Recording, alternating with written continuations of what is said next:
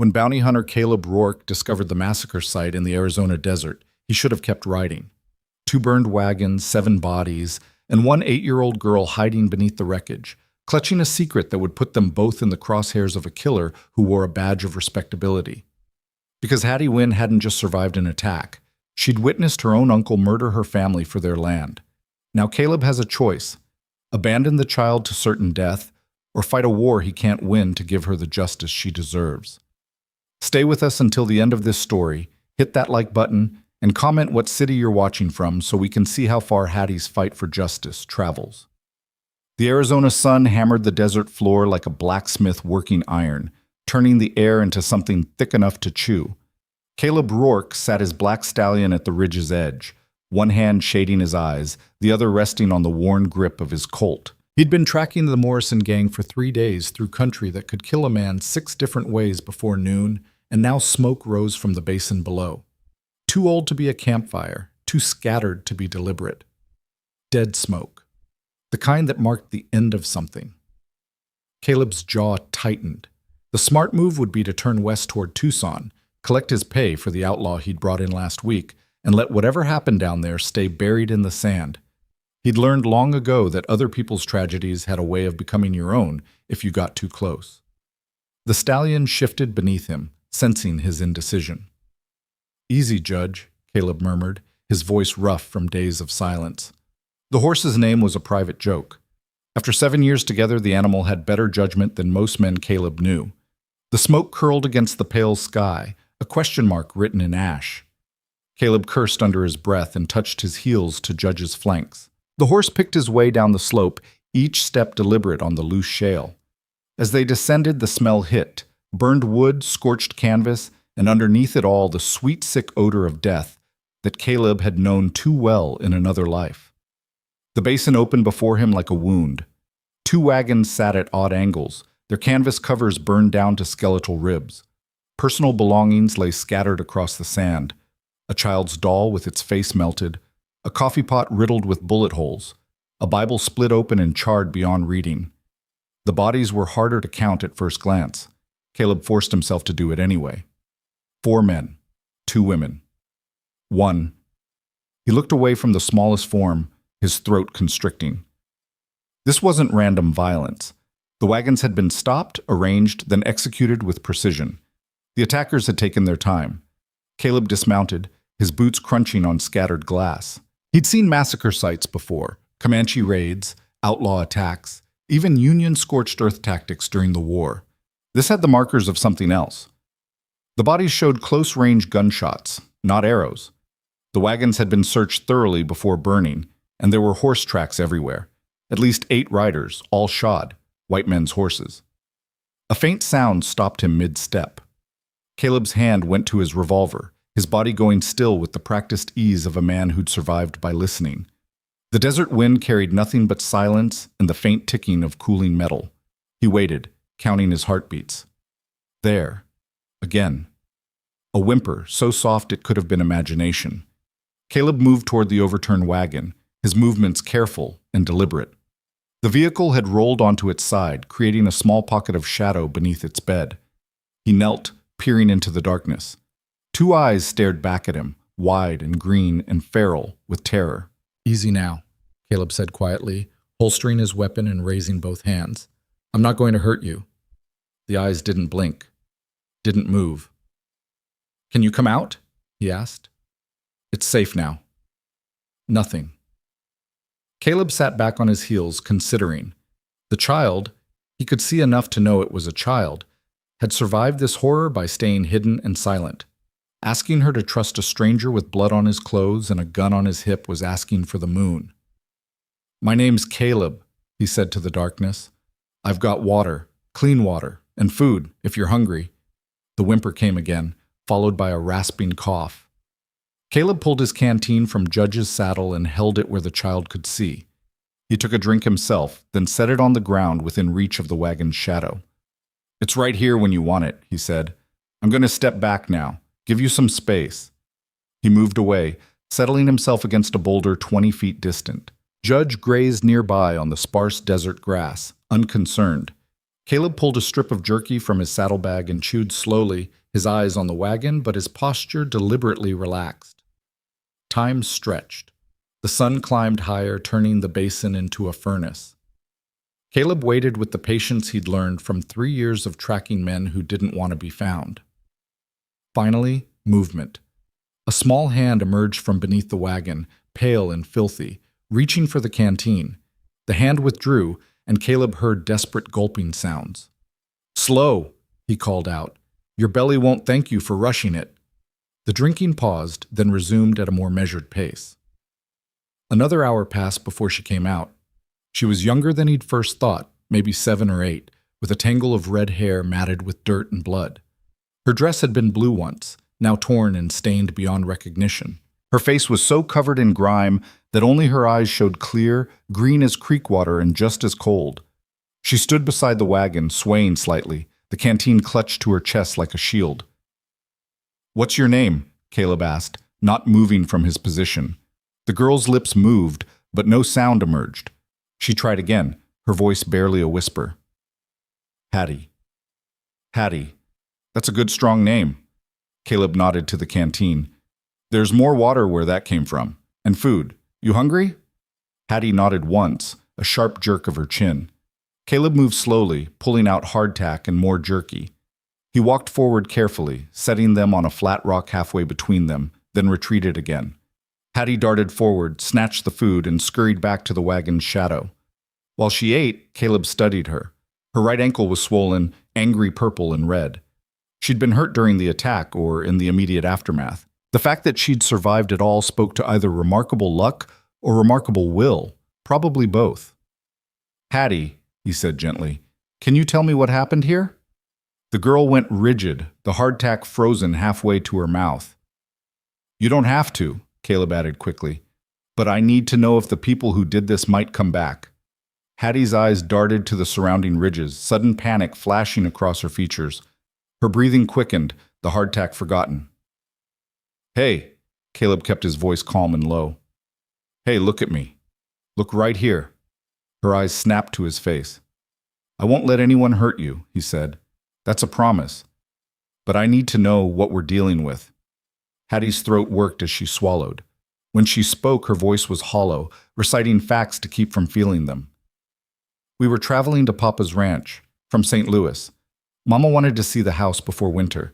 We had 2 wagons. Mr. and Mrs. Brennan were with us. They had supplies. And their son, Michael," her voice caught on the name. "They came fast," she continued, the words tumbling out now like she couldn't stop them. "Horses everywhere, shouting. Papa told me to hide under the wagon. I crawled under and I stayed there. I stayed there like he said."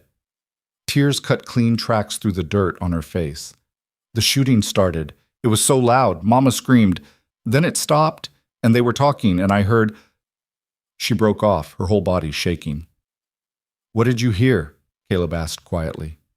"Uncle Vernon," Hattie whispered. "He was there. He was talking to the men, telling them to make sure, to burn it all." The words hung in the superheated air. Caleb felt ice settle in his gut despite the desert heat. Family murder. The oldest, ugliest kind. "Your uncle did this?" "Papa and Uncle Vernon had a fight last year," Hattie said, her voice distant now, retreating into herself. "About the ranch. About water rights. Papa said Uncle Vernon wanted everything for himself.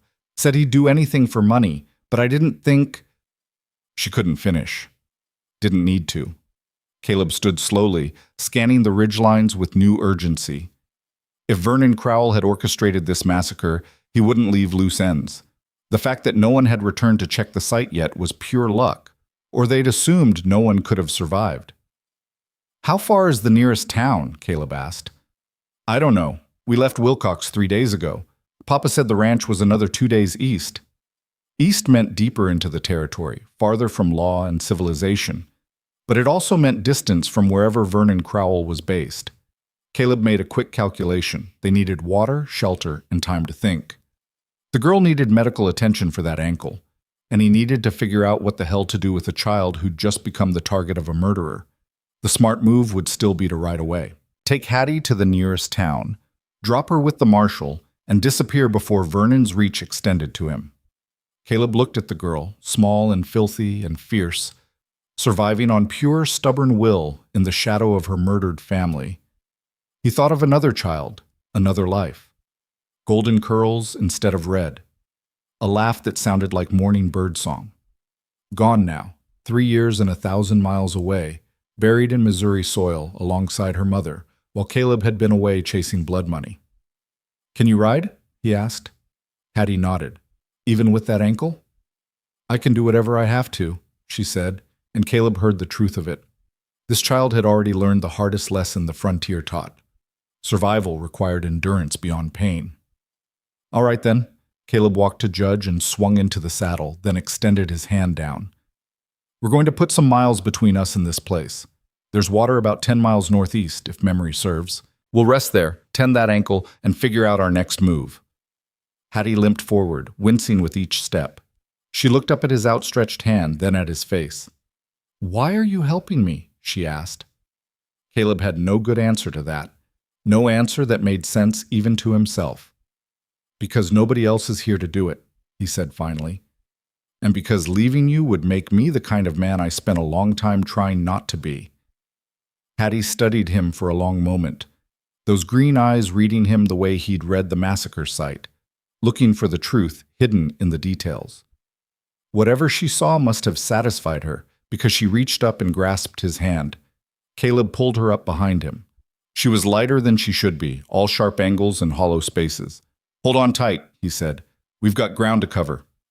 As Judge started forward, Hattie's arms wrapped around Caleb's waist with surprising strength. He guided the horse toward the basin's eastern rim, away from the smoke and the bodies and the flies already gathering in the heat. Behind them, the wagons continued their slow collapse into ash.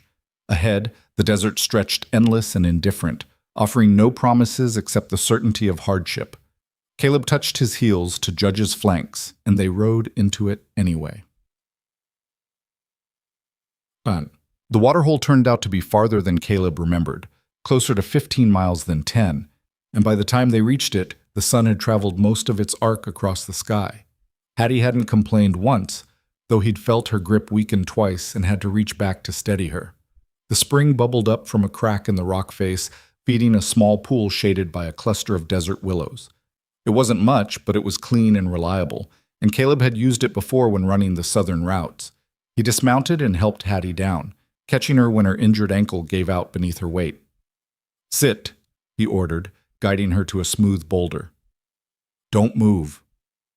While Judge drank his fill, Caleb gathered deadwood and built a small fire. The smoke would be visible, but they needed hot water more than they needed invisibility at the moment. He filled his cookpot and set it on the flames, then turned his attention to Hattie's ankle. "I need to look at this," he said, kneeling before her. "It's going to hurt." "Everything hurts," Hattie said flatly.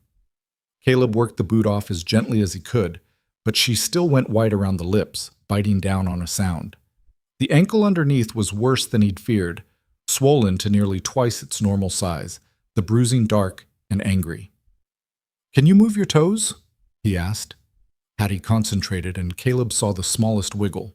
Not broken then, probably just a bad sprain. Small mercies. He tore strips from his spare shirt and soaked them in the now warm water, then wrapped the ankle with practiced efficiency. Not his first time tending injuries in the field, though the last time he'd done this, it had been for a dying outlaw who'd thanked him by trying to shoot him in the back. "Better?" he asked when he finished. "Some," Hattie admitted. The color had returned to her face, though she still looked half-starved and wholly exhausted. Caleb heated beans and hardtack, and they ate in silence as the evening shadows lengthened. Hattie devoured her portion with the mechanical efficiency of the truly hungry, then immediately fell asleep sitting upright, her head nodding forward. Caleb caught her before she toppled and laid her down carefully near the fire, covering her with his bedroll.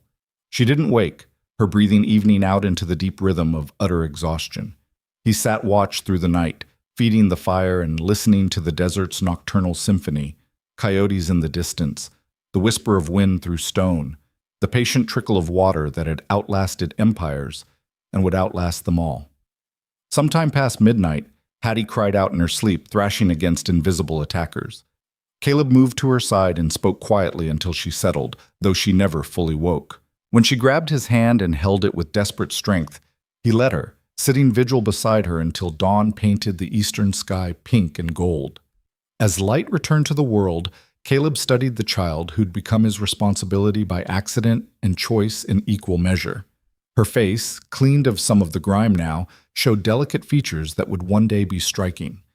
But it was her expression even in sleep, guarded, wary, carved by grief into something harder than childhood should allow, that told him everything he needed to know about the road ahead. Vernon Crowell wouldn't stop. Men who killed their own family for money didn't leave witnesses alive. The girl had seen him, heard him, could testify to his presence at the massacre. That made her a threat that had to be eliminated, which meant Caleb had just inherited a war. He looked down at Hattie's hand, still clutching his own, and felt something crack open in the place where he'd buried his heart 3 years ago. It hurt, that crack. Hurt worse than a bullet wound because caring meant vulnerability, and vulnerability meant the capacity for loss. But it was too late now. Too late the moment he'd heard her whimper beneath that wagon. Too late when she'd looked at him with those green eyes and asked why he was helping her. Some choices you made, and some made you.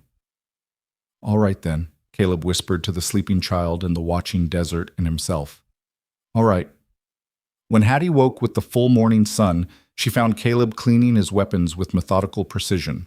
Colt revolver, Winchester rifle, the knife he kept in his boot.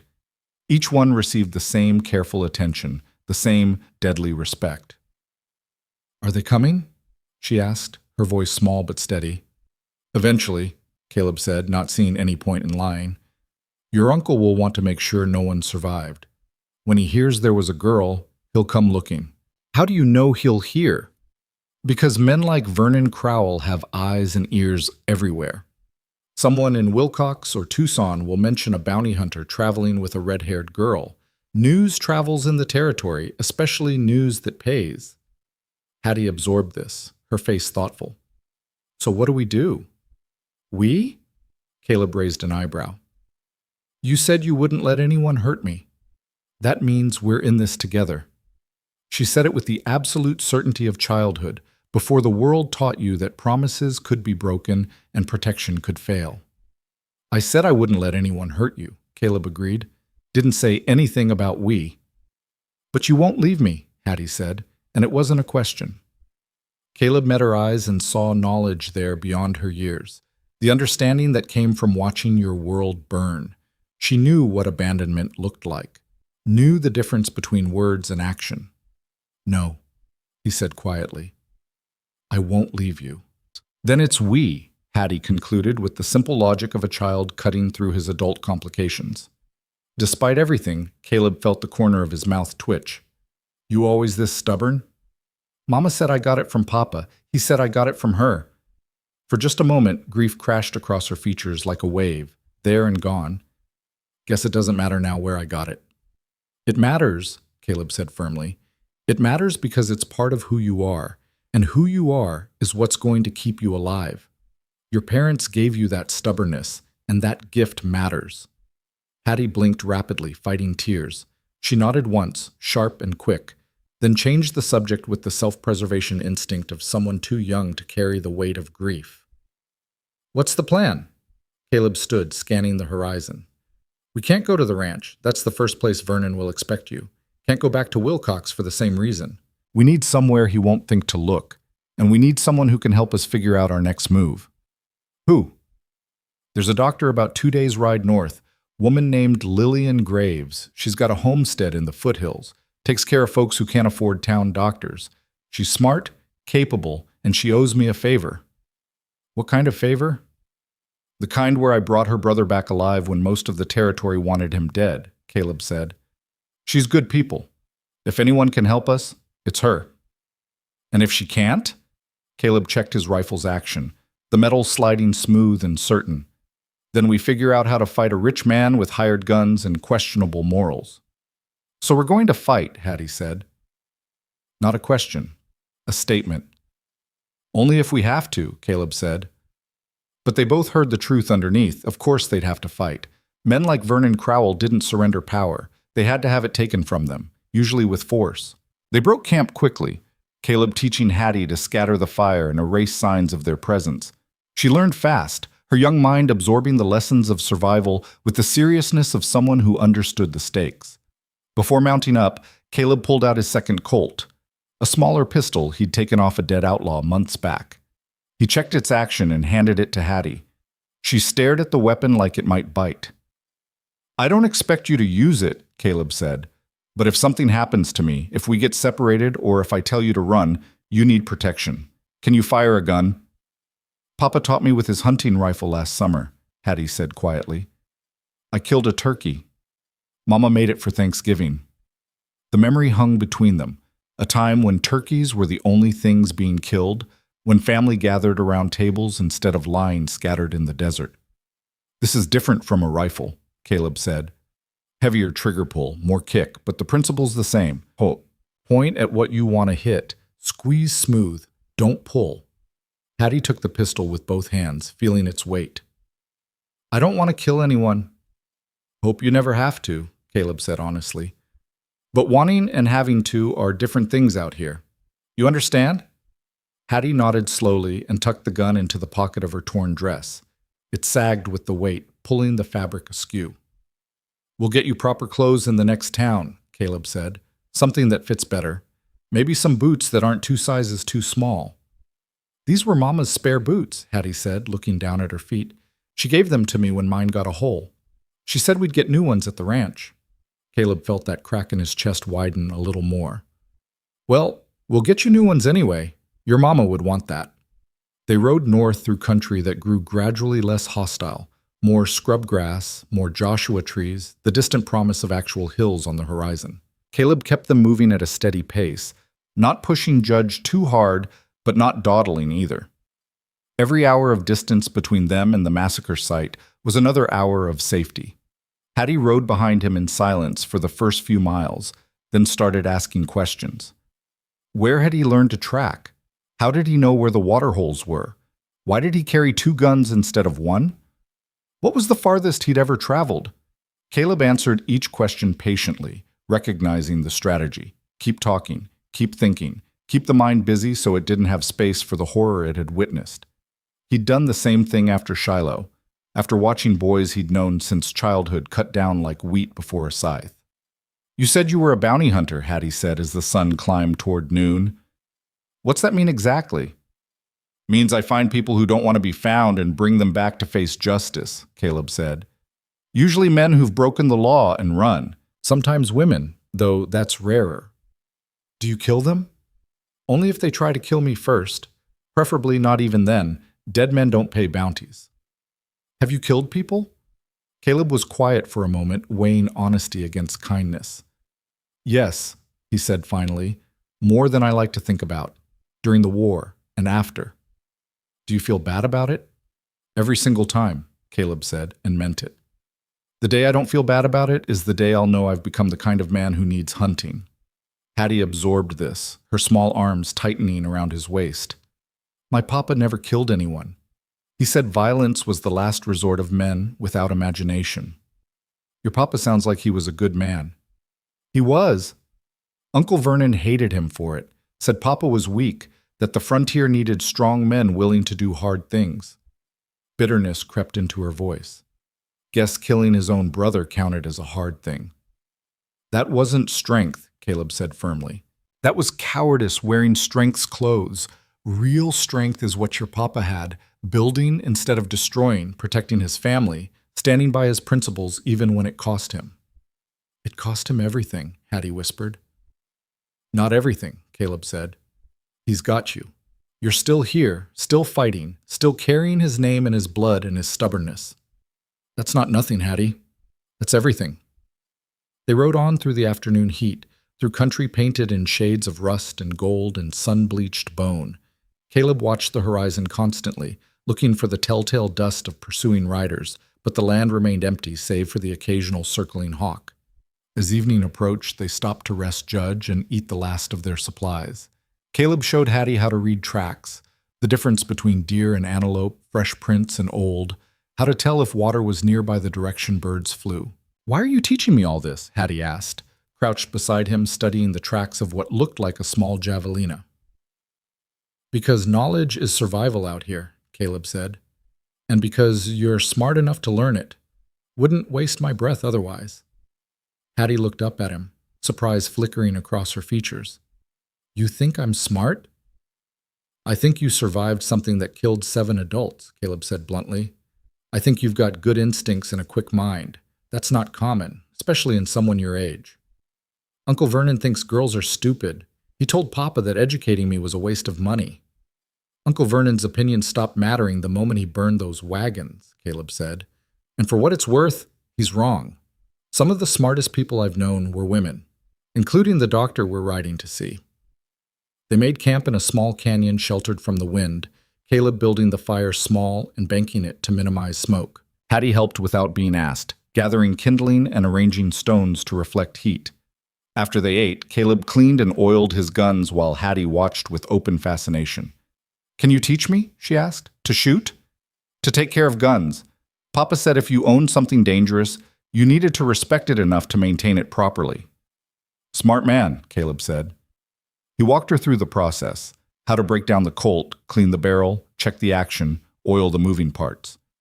Hattie listened with intense concentration, asking questions when she didn't understand, repeating back the steps to make sure she had them right. Why does the oil matter so much? She asked, watching him work a drop into the revolver's mechanism. Metal rusts, especially out here where there's dust and moisture and temperature swings. Rust means the gun doesn't fire when you need it to, and that means you're dead. Care for your tools and they'll care for you. Is that what I am? Hattie asked quietly. A tool? Caleb looked up sharply. What? You said you were helping me, but maybe you just need someone who can identify Uncle Vernon, someone who can testify. Maybe I'm useful. The pain in her voice cut deeper than any blade. Caleb set down the gun and turned to face her fully. Listen to me, he said. You listening? Hattie nodded, her eyes glimmering with unshed tears. I'm helping you because you're a child who needs help, not because you're useful, not because of what you can do for me. You understand the difference? But you said, I know what I said. And yes, eventually we're going to need to deal with your uncle. And yes, your testimony will matter. But that's not why I pulled you out from under that wagon. I did it because leaving you would have made me the kind of man I can't be anymore. The kind who walks past suffering because it's inconvenient. You were that man once? Hattie asked. I was a lot of things once, Caleb said. Different things. Soldier, farmer, husband, father. The last word caught in his throat like a fishhook. Hattie's eyes went wide. You have a family? Had, Caleb corrected quietly. Cholera took them while I was away on business. 3 years ago. My wife Sarah and my daughter Emma. She was 6. Had yellow hair like corn silk and a laugh that sounded like... He stopped, unable to continue. The pain was still too raw, still too close to the surface despite the years of burying it under work and whiskey and the deliberate pursuit of danger. I'm sorry, Hattie whispered. Me too, Caleb managed. Every single day, me too. They sat in silence, 2 survivors of different tragedies bound together by loss and the accident of proximity. The fire crackled between them, its light pushing back against the gathering dark. Is that why you helped me? Hattie asked finally. Because I reminded you of her? Maybe at first, Caleb admitted, but you're nothing like Emma. She was soft where you're hard. She sang constantly, drove Sarah half crazy with it. She was afraid of spiders and horses and thunderstorms. You're afraid of nothing, near as I can tell. I'm afraid of everything, Hattie said. I just don't show it. That's called courage, Caleb said. Being afraid and doing it anyway. Emma never learned that. Never had to. He paused, choosing his words carefully. I failed her. Failed them both. Wasn't there when they needed me. I won't make that mistake again. So I'm your second chance? Hattie's voice held no accusation, just curiosity.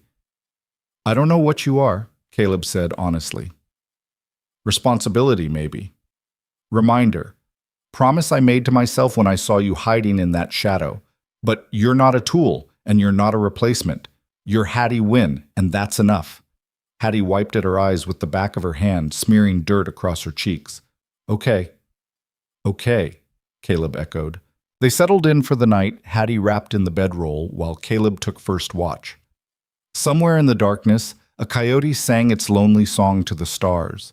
Caleb added wood to the fire and thought about redemption, about whether it was something you earned or something given, about whether he deserved either one. He didn't have answers. But he had tomorrow, and the day after, and the promise he'd made to a red-haired girl who'd survived the unsurvivable. For now, that would have to be enough. The second day dawned with a line of clouds strung across the eastern horizon like dirty cotton. Caleb studied them while Hattie still slept, reading the weather with the instinct of a man who'd learned that nature killed more people out here than bullets ever did. Rain coming, maybe by afternoon. That could work in their favor, wash away their tracks, make following them harder. Or it could trap them in a flash flood if they weren't careful about where they traveled. He woke Hattie gently, one hand on her shoulder. She came awake fast, eyes wide and searching, her hand going to the pocket where she'd stashed the pistol. "Easy," Caleb said. "Just me. We need to move." They broke camp in silence, Hattie moving stiffly as her bruised body protested yesterday's hard riding. Caleb watched her limp to the creek to wash her face and saw the way she bit her lip against the pain, refusing to complain. The ankle was still swollen, but the wrapping had helped. Give it another few days and she'd be walking normally again.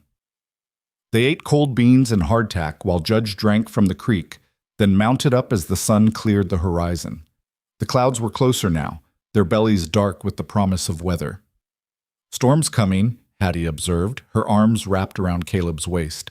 "Good eye. We'll need to find shelter before it hits. There's some caves about 6 miles north, if I'm remembering right. Should get us there in time." They rode through country that was slowly transforming from desert to high plains. More grass, scattered juniper trees, the land rolling instead of flat. Caleb kept them moving at a steady pace, his eyes constantly scanning the terrain behind and ahead. It was Hattie who spotted the riders first. "Caleb," she said quietly, her grip tightening, "behind us. On that ridge we crossed an hour ago." Caleb looked back casually, not wanting to give away that he'd noticed. 3 riders, maybe 4, silhouetted against the morning sky. Too far to identify, but close enough to be a problem. "You've got sharp eyes," he said, keeping his voice calm. "How long have they been there?" "Just saw them. They came over the ridge right after we dropped into this valley." Caleb calculated distances and options. The riders were at least 2 miles back, maybe more. If they'd been tracking seriously, they would have closed the gap already, which meant either they were being cautious or they weren't sure they had the right targets yet. "Could be anybody," Caleb said. "Ranchers, prospectors, other travelers." "Could be Uncle Vernon's men?" Hattie countered. "Could be," Caleb agreed. "Either way, we're not waiting to find out. Hold tight." He urged Judge into a faster gait, not quite a run, but more than a walk. The horse responded smoothly, his powerful legs eating up the ground. Behind them, the riders matched their pace, maintaining distance. Testing us, Caleb thought, seeing what we'll do. The landscape ahead offered limited options. The valley floor was mostly open ground, exposing them to anyone with a rifle and decent aim. The caves Caleb had mentioned were still miles away, and there was no guarantee they'd reach them before the storm hit. "There," Hattie said, pointing to the west. "That rocky outcrop. Could we hide there?" Caleb looked where she indicated. A tumble of boulders and broken stone spilled down from a low mesa, creating a maze of potential cover. Not ideal, but better than staying exposed on open ground. "Good thinking," he said, turning Judge toward it. "Keep watching behind us. Tell me if they change course." They reached the rocks as the first fat raindrops began to fall, cold and heavy.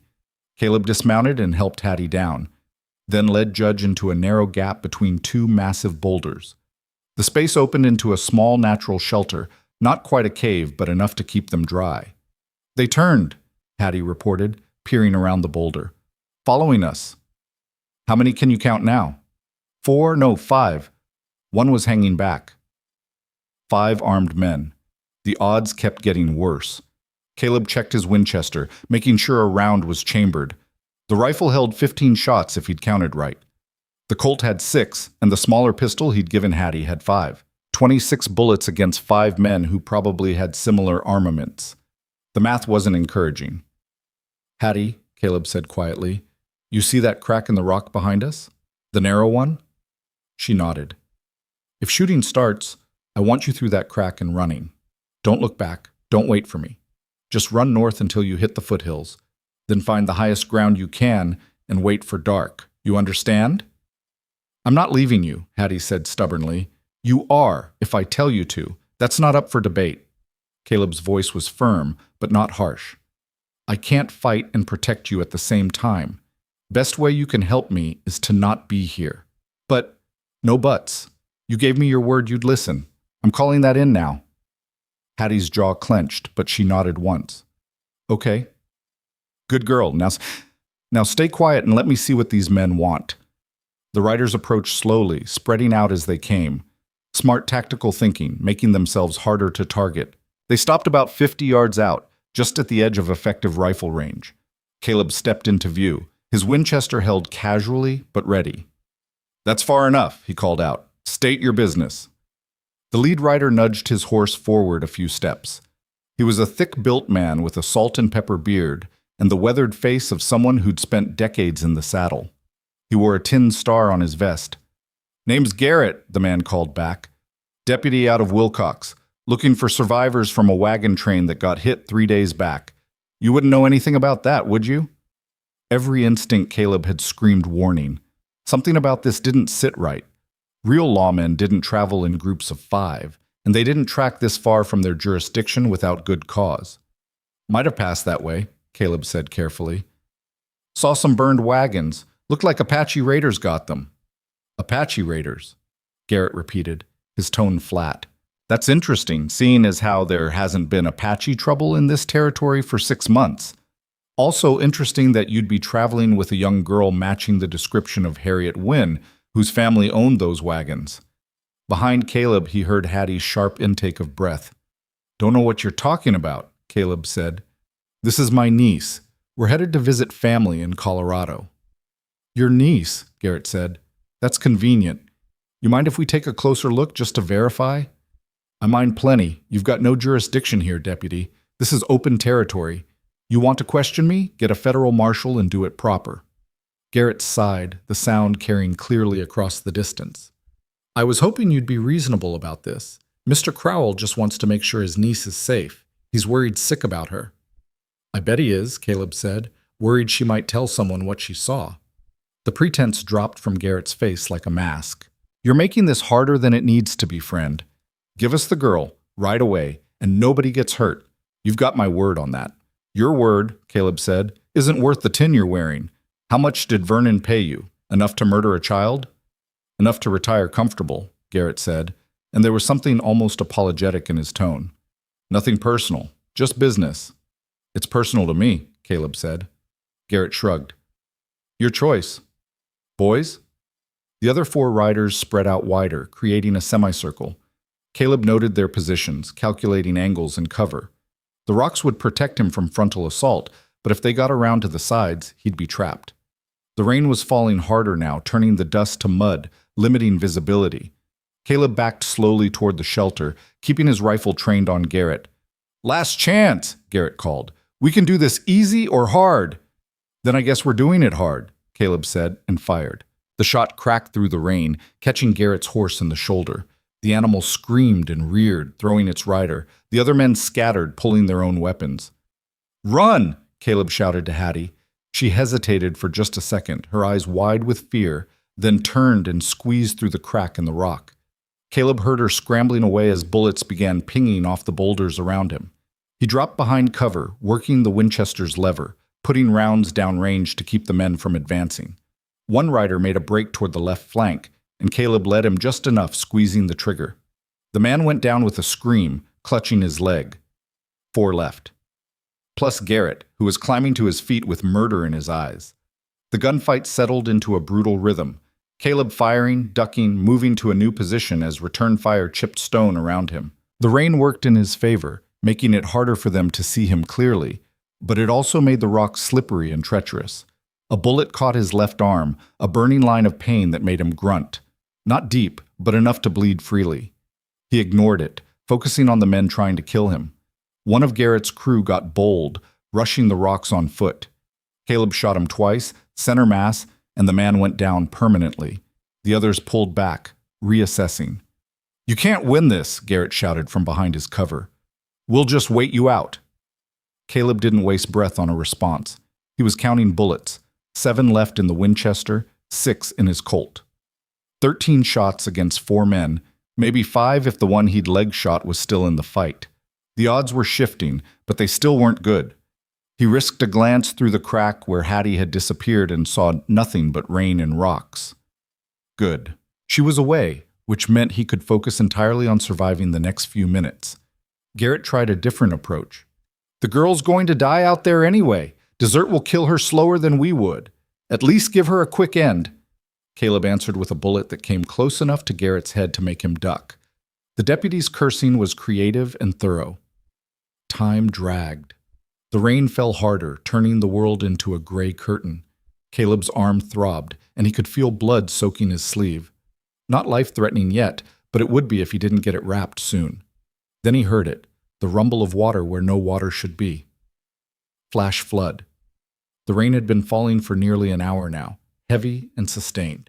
All that water was rushing down from the high country, funneling into the valleys and arroyos. In minutes, this entire area would be underwater. "Garrett!" Caleb shouted. "We need to move. Flash flood coming." "Nice try," Garrett yelled back. "I'm serious, listen." The rumble was louder now, unmistakable. Garrett must have heard it too because his cursing took on a new quality, fear mixed with fury. "Fall back," Garrett ordered his men. "High ground, now!" They scrambled for their horses, and Caleb took the opportunity to run. He burst from cover, sprinting toward Judge, who was already dancing nervously as the water smell reached him. Caleb grabbed the reins and pulled himself into the saddle just as the first wall of water rounded the bend. It was brown and churning, full of debris, and moving with the force of a locomotive. Caleb kicked Judge hard, and the horse lunged forward, racing ahead of the flood. Behind him he heard screaming as the water caught the slower men. Judge ran with everything he had, his powerful legs driving them up the slope toward higher ground. Caleb clung to his back, the Winchester somehow still in his grip, his wounded arm screaming protest. They cleared the flood zone by 20 yards, maybe less. Caleb reined Judge to a halt and looked back. The water was already receding, flowing away as fast as it had come. Of Garrett's men, he could see only 2 still mounted farther up the valley. The others were gone, swept away, or drowned. Garrett himself sat his horse 100 yards distant, staring at Caleb with pure hatred. He raised his rifle, sighted carefully, and fired. The bullet went wide by a foot. At this range, in this weather, it was a miracle shot that it came that close. Garrett worked his rifle's action for another shot, but Caleb was already moving, sending Judge into the rocks and out of sight. He needed to find Hattie, needed to make sure she'd survived the flood, needed to get his arm wrapped before he lost too much blood. But first, he needed distance. Caleb guided Judge through the maze of boulders, following the direction Hattie had run. The rain was letting up, the storm moving on as quickly as it had arrived. He called her name softly, not wanting to draw attention but desperate to locate her. "Here!" the voice came from above. Caleb looked up and saw Hattie perched on a shelf of rock 15 feet up, soaked to the bone but alive and whole. "Smart girl," Caleb said, feeling relief wash through him.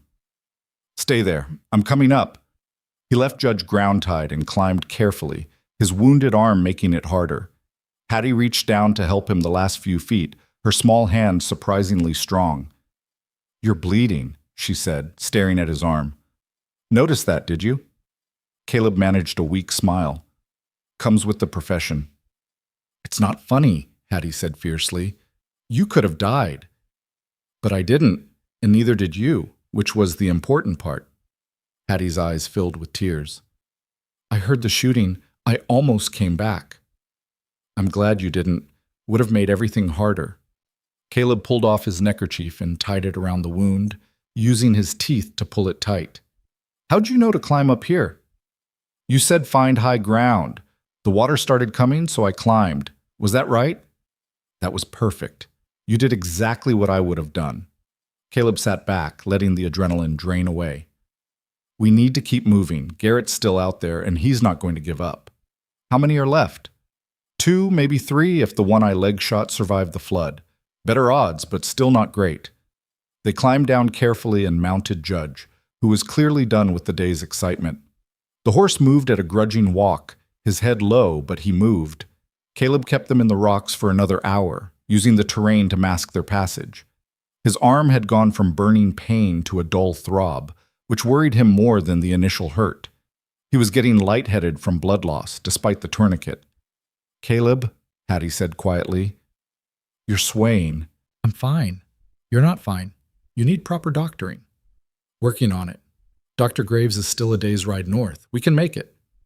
"Not if you pass out and fall off the horse," Hattie said with the blunt practicality of someone who'd already seen too much death. "We need to stop." "Can't stop. Garrett's men just got washed away by a flash flood. He's not following us right now. He's trying to figure out who survived." Hattie's voice was firm, brooking no argument. "We stop, we rest, we fix your arm properly, then we keep going." Caleb wanted to argue, but the world was starting to blur at the edges. Hattie was right. If he pushed too hard, he'd black out and become a liability instead of protection. "All right," he conceded, "but just for an hour. No more." They found shelter in an overhang carved by ancient water into the canyon wall. Hattie helped Caleb down from Judge, and he sank gratefully onto the dry sand, his back against the stone. "I need to see the arm," Hattie said. Caleb untied the neckerchief and peeled back his sleeve. The wound was uglier than he'd hoped, a deep furrow along the outside of his bicep, still bleeding steadily. Not immediately fatal, but he'd need stitches to close it properly. "I don't suppose you know how to sew?" Caleb asked. "Mama taught me embroidery," Hattie said. "Is that the same?" "Close enough. There's a needle and thread in my saddlebag. Medical kit in the left pouch." Hattie retrieved both with quick efficiency. She pulled out the needle, a curved surgical tool Caleb had bought years ago, and thread it with steady hands. "This is going to hurt," she said, her voice apologetic. "Most things worth doing hurt. Go ahead." Caleb bit down on a strip of leather while Hattie worked. Her stitches were small and neat, the product of hours spent learning needlework by lamplight. She didn't flinch from the blood or the task, her young face set in concentration. "Where'd you learn to be this tough?" Caleb asked. When she finished, his voice strained. "Had good teachers," Hattie said simply. She wrapped the wound with clean cloth from the medical kit, her movements confident. "Papa always said fear was natural, but letting it stop you was a choice." He was right about that. He was right about a lot of things, except Uncle Vernon. He thought family meant something to Vernon. Bitterness crept into her voice. "Guess he was wrong about that." "People surprise you," Caleb said. "Usually in bad ways, sometimes in good ones. Your pa couldn't have known how far Vernon would go." "He should have," Hattie said fiercely. "He should have protected us better, should have seen it coming." "Hey," Caleb caught her chin gently, making her look at him. "Don't do that. Don't blame your father for Vernon's choices. Evil like that doesn't announce itself with warning bells. It hides behind family dinners and Christmas presents until the moment it strikes. But if he'd been more careful, then maybe Vernon would have hired better killers, or waited longer, or found another way. You can't predict monsters, Hattie. You can only deal with them when they show themselves." Hattie's face crumpled, grief finally overwhelming the survival instinct that had been holding it back. "I miss him. I miss them all so much." Caleb pulled her into a one-armed embrace, letting her sob into his chest. Her small body shook with the force of it, 3 days of horror and loss pouring out in racking cries that seemed too large for her frame. "I know," Caleb murmured. "I know it hurts. I'm sorry." They sat that way while the sun broke through the clouds, painting the wet rocks in shades of copper and gold. Judge grazed nearby on the sparse grass, his presence a solid comfort. Gradually, Hattie's sobs subsided into hiccups, then silence. "Better?" Caleb asked. "A little," Hattie admitted, her voice muffled against his shirt. "Sorry for crying on you. Don't apologize for grief. It's honest, and honest things are rare enough to be precious." Hattie pulled back, wiping her nose on her sleeve. "Mama said crying was for babies." "Your mama was wrong about that," Caleb said gently. "Crying is for anyone with a heart. I've known some of the toughest men in the territory, and every one of them cried when they had cause. Have you cried? Since your family?" Every night for the first year, Caleb said honestly. Less now, but it still catches me sometimes. Smell of her perfume, sound of a child laughing. Those moments hit harder than bullets. Does it get easier? It gets different. The pain doesn't go away, you just get stronger at carrying it. Caleb shifted his wounded arm carefully. You ready to keep moving? Are you? I've ridden with worse. Come on, we've got miles to cover before dark. They mounted up again. Hattie in front this time, so Caleb could keep his wounded arm still. The landscape continued its transformation as they rode north, the desert giving way to high plains, scattered pine trees appearing on the ridges. Tell me about Dr. Graves, Hattie said as they rode. Why do you trust her? Because she's the kind of person who does what's right, even when it costs her, Caleb said. Her brother got caught up in some bad business 5 years back, got blamed for things he didn't do, and the town wanted him hanged. I tracked him down, heard his side, and brought him back alive to testify. Turned out the real culprit was the mayor's son. What happened? The son went to prison. The mayor tried to run Lillian out of town for helping her brother. She stayed anyway, set up her practice treating folks who couldn't afford the town doctor's rates, built a reputation on stubbornness and skill. Sounds like someone else I know, Hattie said, glancing back at him with the ghost of a smile. Stubbornness runs in certain bloodlines, Caleb agreed, but it's a useful trait out here. Stubborn people survive when clever ones quit. They rode through the afternoon, stopping occasionally to rest Judge and check their back trail. No sign of pursuit, but Caleb knew better than to assume they were safe. Men like Garrett didn't give up easy, especially when failure meant explaining to Vernon Crowell why they'd lost his niece. As the sun angled toward the western horizon, the land began to rise more steeply. Pine forest appeared in earnest now, the air growing cooler and carrying the scent of sap and clean water. Almost there, Caleb said, recognizing landmarks. Another hour, maybe less. Hattie had gone quiet, her earlier tears leaving her exhausted. Caleb felt his own weariness pulling at him, the combination of blood loss and adrenaline crash making it hard to stay alert. His arm throbbed with every heartbeat, and he knew infection was a real possibility if they didn't get it cleaned properly soon. The sun was touching the treetops when they finally saw smoke rising from a chimney ahead. Dr. Lillian Graves' homestead sat in a small clearing, a sturdy log structure with a covered porch and a separate building that served as her clinic. Chickens scattered as they approached, and a large yellow dog emerged from beneath the porch, barking territorial warnings. The front door opened, and a woman stepped out carrying a shotgun. She was tall and lean, with dark hair pulled back in a practical bun, and the kind of face that could be called handsome rather than pretty.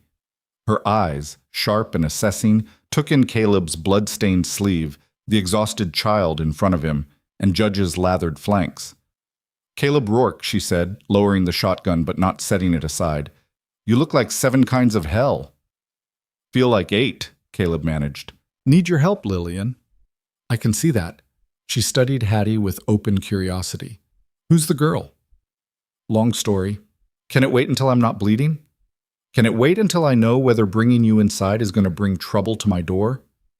Trouble's already here, Caleb admitted, but it's the kind you'd want to help with anyway. Trust me. Lillian considered this for a long moment, her eyes moving between Caleb's face and Hattie's. Whatever she saw there must have satisfied her, because she nodded once and set the shotgun aside. Get inside, she ordered. I'll tend to Judge. You, she pointed at Hattie. Help him to the clinic. Try not to let him bleed on my good rug.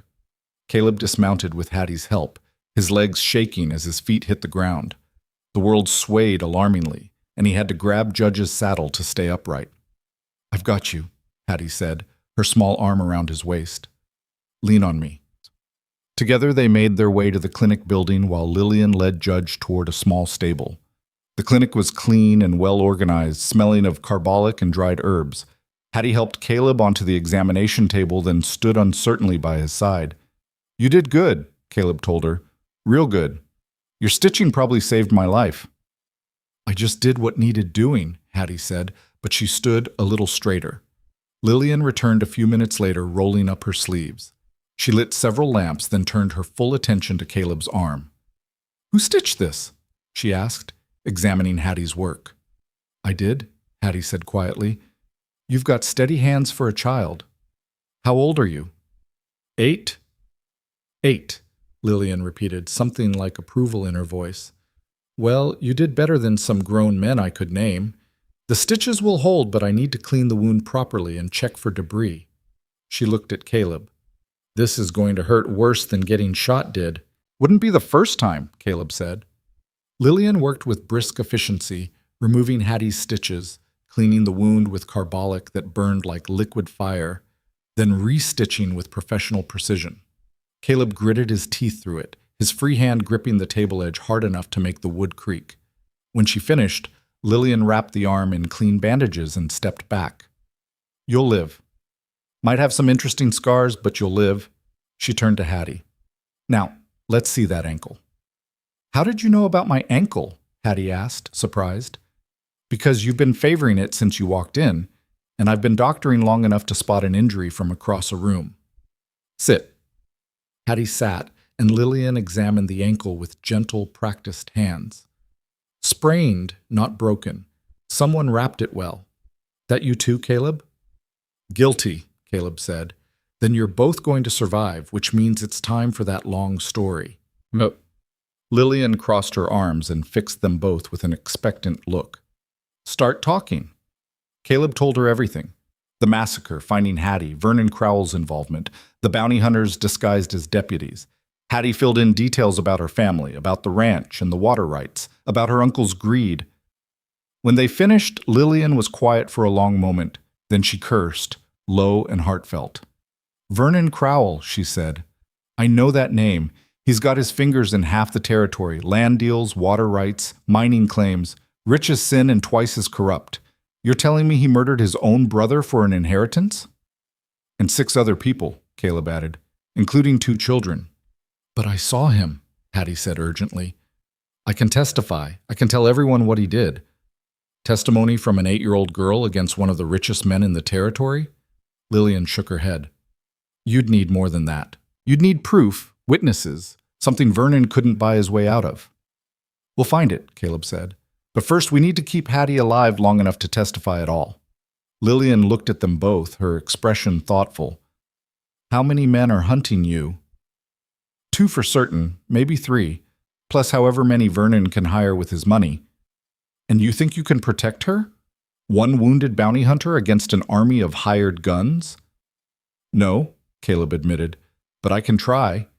And I can find help. There are people in this territory who hate Vernon as much as we do. People he's cheated, threatened, destroyed. They'd help if they knew there was a chance to bring him down. A chance, Lillian repeated. You're asking me to bet this child's life on a chance.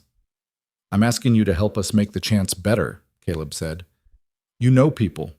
You know this territory. You know who Vernon's hurt. Help us find them. Help us build a case that even Vernon's money can't dismiss. Lillian studied Hattie for a long moment. What do you want, child? It's your life we're discussing. Hattie met her gaze steadily. I want my uncle to pay for what he did.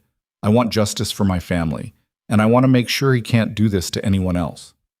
Justice is a luxury out here, Lillian said. Survival is what matters. Then I want both, Hattie said simply, and I'll do whatever it takes to get them. Lillian's mouth quirked in something that might have been a smile. You've got your father's stubbornness, I see. All right, you can stay here tonight. Tomorrow we start figuring out how to keep you alive and give you justice. She looked at Caleb. But you need to understand something.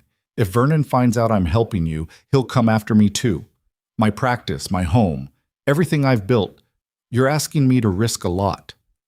I know, Caleb said quietly, and I wouldn't ask if there was another way. There's always another way, Lillian said. The question is whether we're brave enough to take the hard one. She stood, brushing off her skirt. Come on, let's get you both fed and cleaned up. Hard decisions are easier on a full stomach. As they walked toward the main house, Caleb felt some of the tension leave his shoulders. They had shelter. They had an ally. It wasn't much, but it was more than they'd had that morning. Hattie slipped her hand into his, and Caleb squeezed gently. Whatever came next, whatever battles they had to fight, at least they wouldn't face them alone. The first stars were emerging overhead, diamond bright in the clear evening sky. Somewhere out there, Vernon Crowell was plotting their deaths. But here, now, they were safe. For tonight, that would have to be enough. Lillian's kitchen was warm and smelled of bread and coffee, a stark contrast to the violence and blood of the past 3 days. Hattie sat at the wooden table, her hair finely clean and braided, wearing one of Lillian's old dresses that had been hastily shortened to fit. The child looked small and fragile in the oversized garment, but her eyes remained alert, tracking every movement in the room. Caleb accepted a cup of coffee from Lillian, noting the way his hand trembled slightly as he raised it to his lips. The blood loss had taken more out of him than he'd wanted to admit, and Lillian had already told him twice that he needed rest. "You should sleep," Lillian said, as if reading his thoughts. "Both of you. We can plan in the morning." "Can't afford to sleep," Caleb said. "Garrett knows the general direction we were headed. He'll start asking questions, checking homesteads." "Then let him ask. Half the people in this territory won't tell him the truth, even if they know it, and the other half don't talk to strangers on principle." Lillian poured herself coffee and sat across from them. "Besides, if he shows up here, he'll find out I'm not the accommodating type." "He's got men with guns," Caleb reminded her. "And I've got a shotgun, a repeating rifle, and 20 years of frontier living. I'm not afraid of hired thugs." She paused, studying Hattie. "But the child needs rest, even if you're too stubborn to take it. When did you last sleep, Hattie?" "I don't remember," Hattie admitted. "Before the wagons, maybe."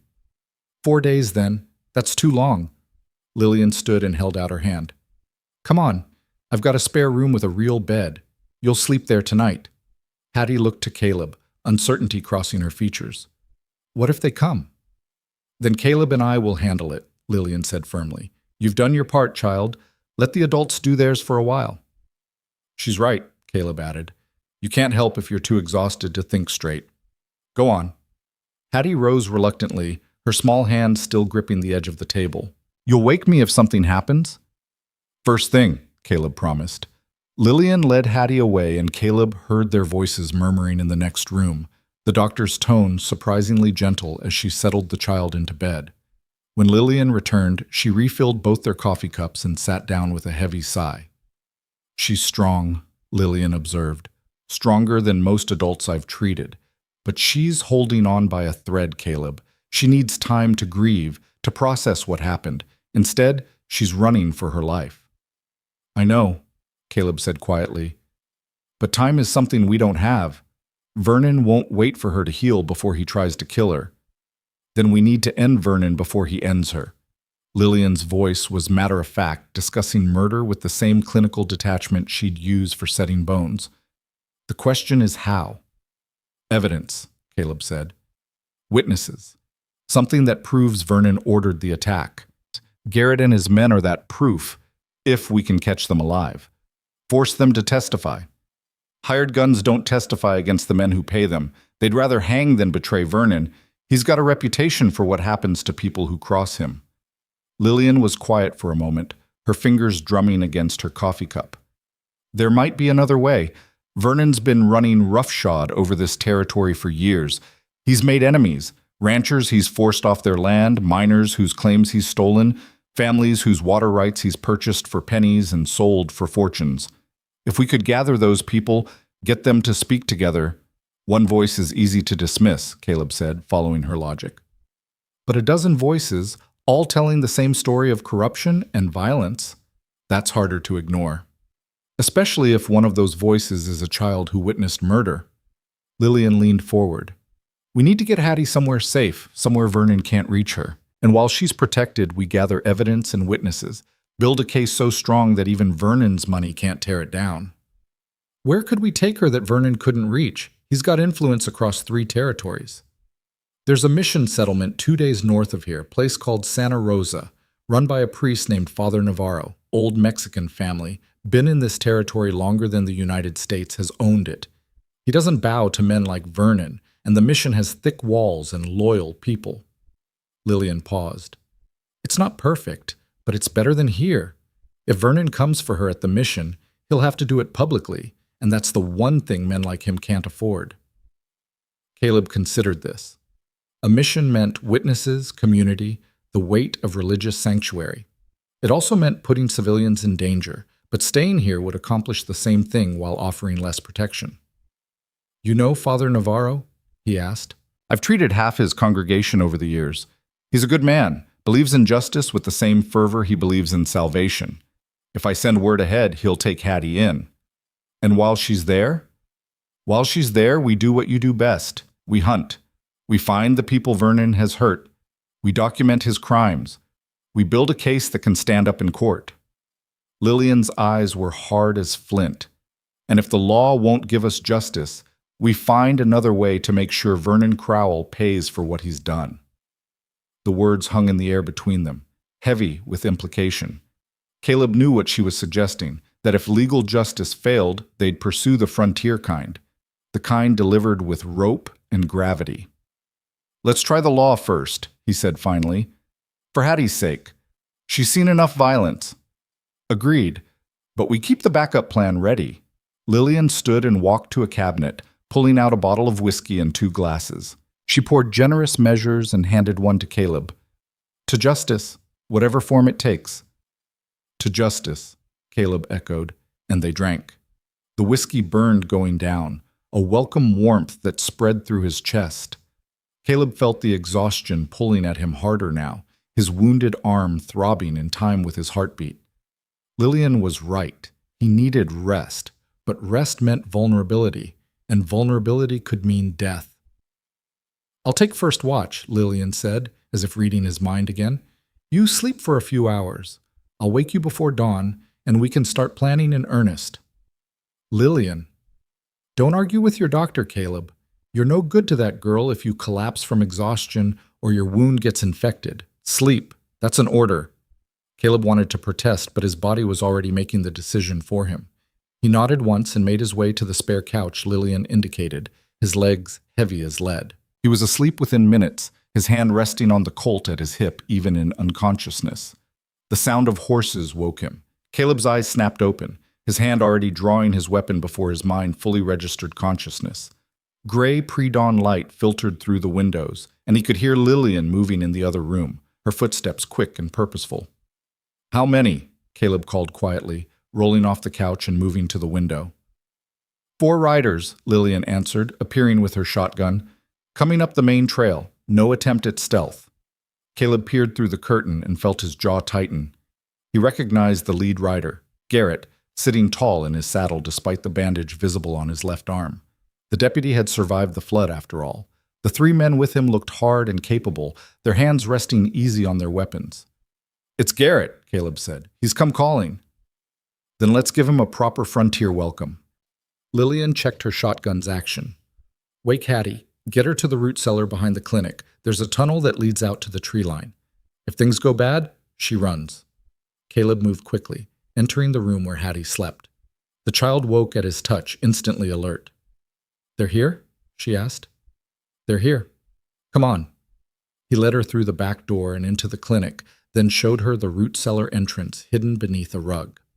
The space below was dark and smelled of earth and stored vegetables, but there was indeed a tunnel leading north. "You remember what I told you before?" Caleb asked. "About running if things go bad?" "I remember," Hattie said, her voice steady despite the fear in her eyes. "But I'm tired of running, Caleb." "I know, but sometimes running is how you survive to fight another day."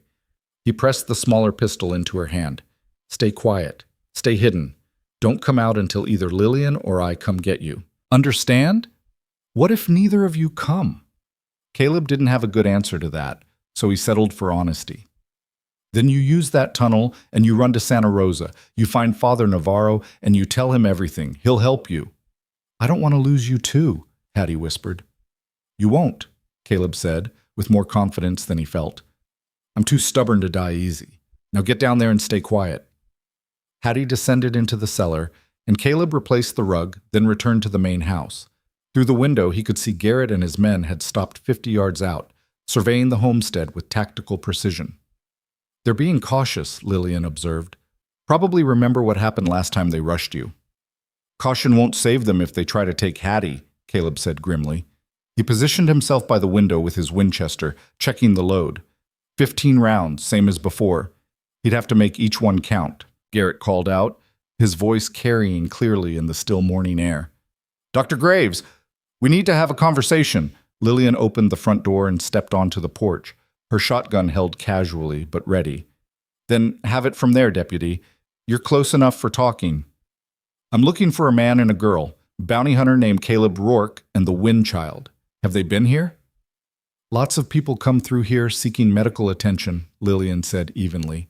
Can't say I recall everyone's names. Don't play games with me, Doctor. I've got legal authority here. Obstruction of justice is a serious charge. Legal authority. Lillian's voice was cold as winter steel. That's interesting, seeing as how your jurisdiction ends at the Wilcox town limits. You're 40 miles outside your territory, Deputy. That makes you just another hired gun as far as I'm concerned. Garrett's face darkened. I'm acting on behalf of Mr.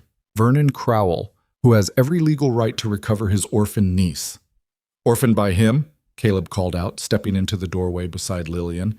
Tell Vernon that particular truth isn't going to stay buried much longer. Rourke, Garrett's hand moved to his revolver. I should have killed you when I had the chance. You tried. Didn't take.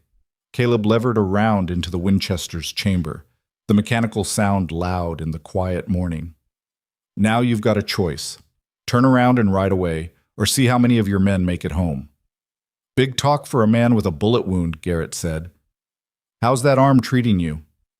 Good enough to shoot straight. Want to find out? The tension stretched taut as a wire. Garrett's men shifted in their saddles, hands hovering near weapons.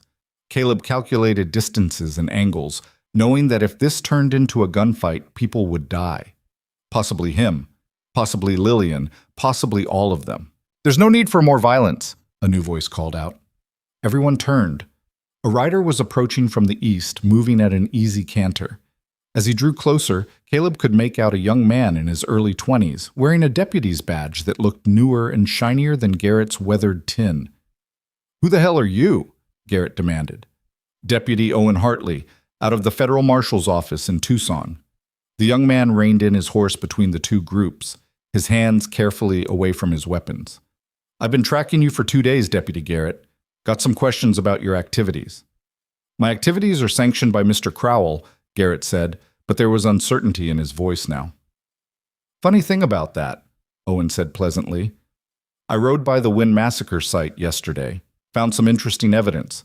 Bullet casings from U.S. Army issue rifles, the kind that got stolen from Fort Grant 3 months back. Same theft you were supposed to be investigating, if I recall the reports correctly. Garrett's face went pale. That doesn't prove anything. Also found this. Owen pulled a piece of metal from his saddlebag, a belt buckle, ornate and distinctive, with the initials VC worked into the silver. Harriet Wynn mentioned her uncle wore a buckle just like this. Said she saw it the day her family was killed. Funny how it turned up at the massacre site, isn't it? Caleb felt hope kindle in his chest. This young deputy was either very brave or very foolish, calling out Garrett in front of his hired guns. But he was also providing exactly what they needed. Official documentation of evidence. Where'd you really find that? Garrett asked, his voice dangerous. I told you, the massacre site, along with witness statements from Wilcox about you meeting with Vernon Crowell the night before the attack, about money changing hands, about you hiring known outlaws for special work. Owen's pleasant tone never wavered, but his eyes were hard. I've been building a case against Crowell for 6 months now. This massacre just gave me the proof I needed. You're lying, Garrett said, but the words lacked conviction. Am I? Then explain why 3 of the men who rode with you on that attack are sitting in the Tucson jail right now, singing like canaries about who paid them and what they were paid to do. Owen finally let his hand rest on his own weapon. It's over, Garrett. You can come quiet and maybe negotiate a deal, or you can fight and hang for murder. Your choice. For a long moment, nobody moved. Caleb kept his rifle trained on Garrett, waiting to see which way the man would jump. Hired guns were pragmatic by nature. They fought when they were paid to fight, but they also knew when a cause was lost. One of Garrett's men spoke up, his voice nervous.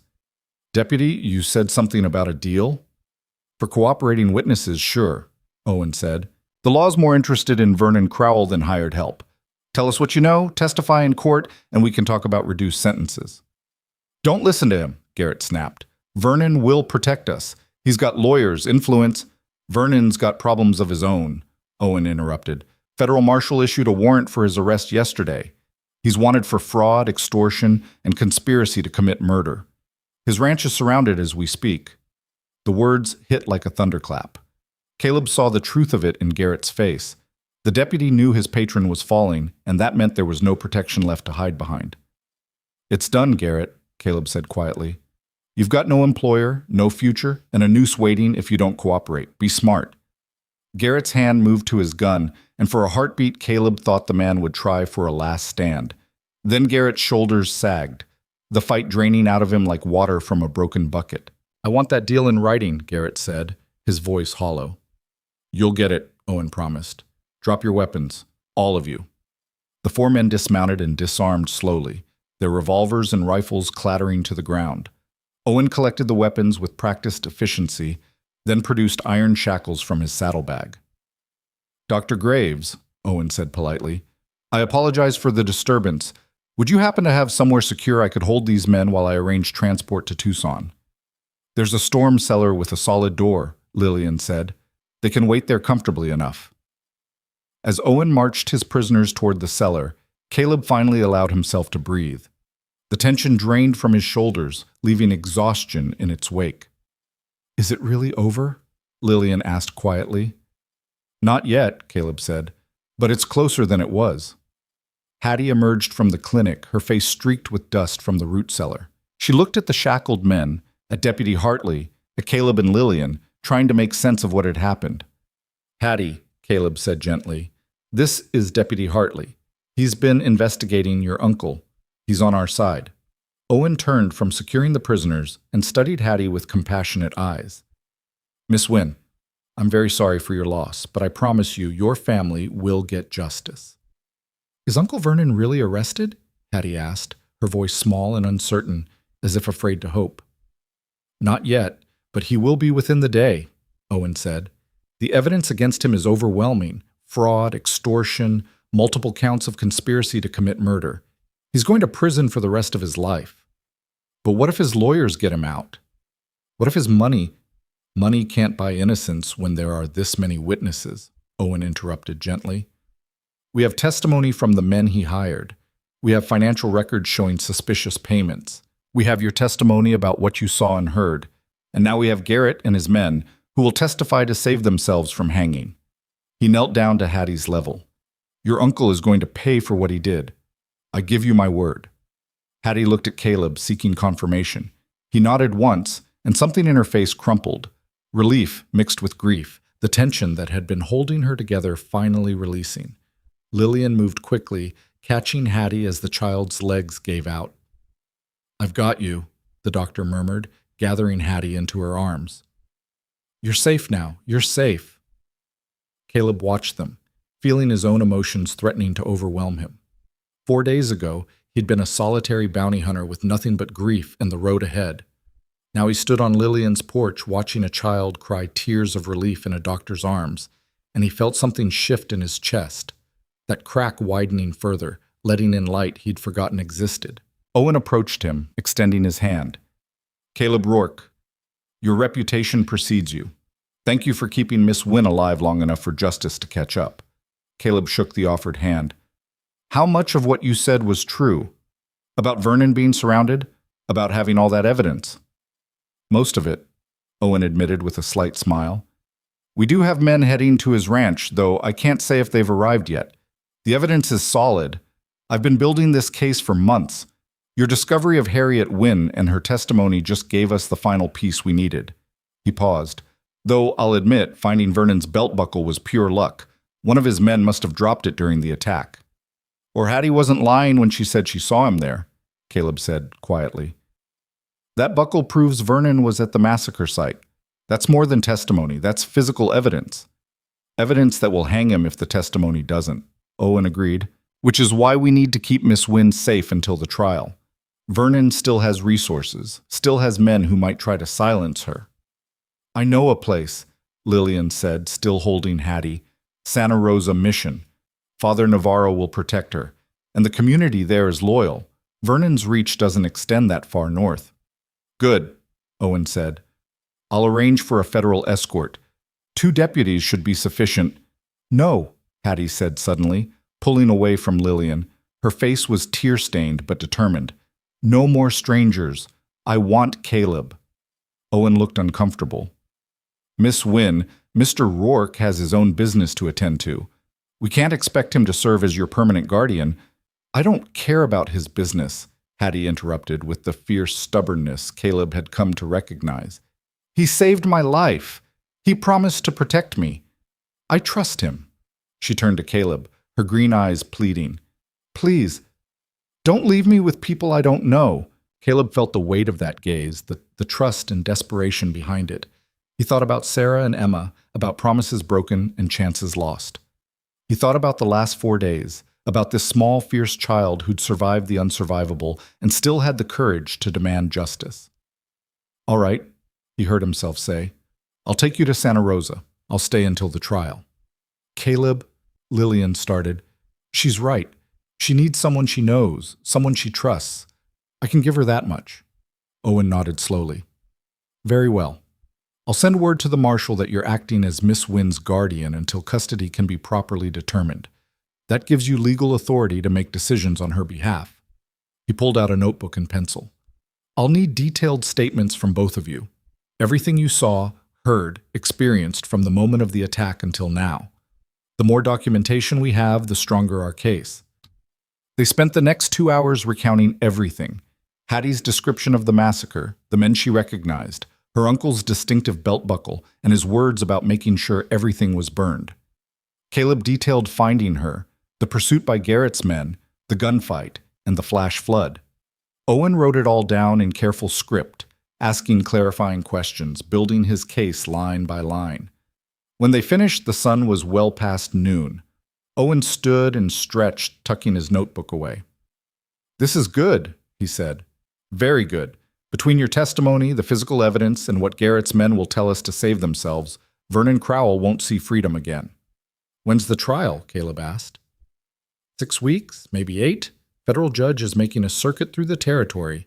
We'll hold Vernon until then. Owen moved toward the door, then paused. One more thing. Vernon's claiming Miss Wynne is his legal ward now that his brother is dead. He's filed papers saying she should be placed in his custody. You can't be serious, Lillian said, outraged. I'm not saying I agree with it.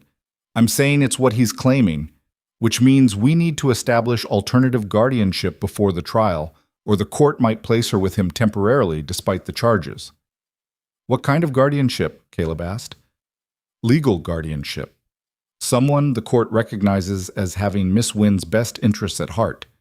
Family would be ideal, but if there's no family... Owen trailed off meaningfully.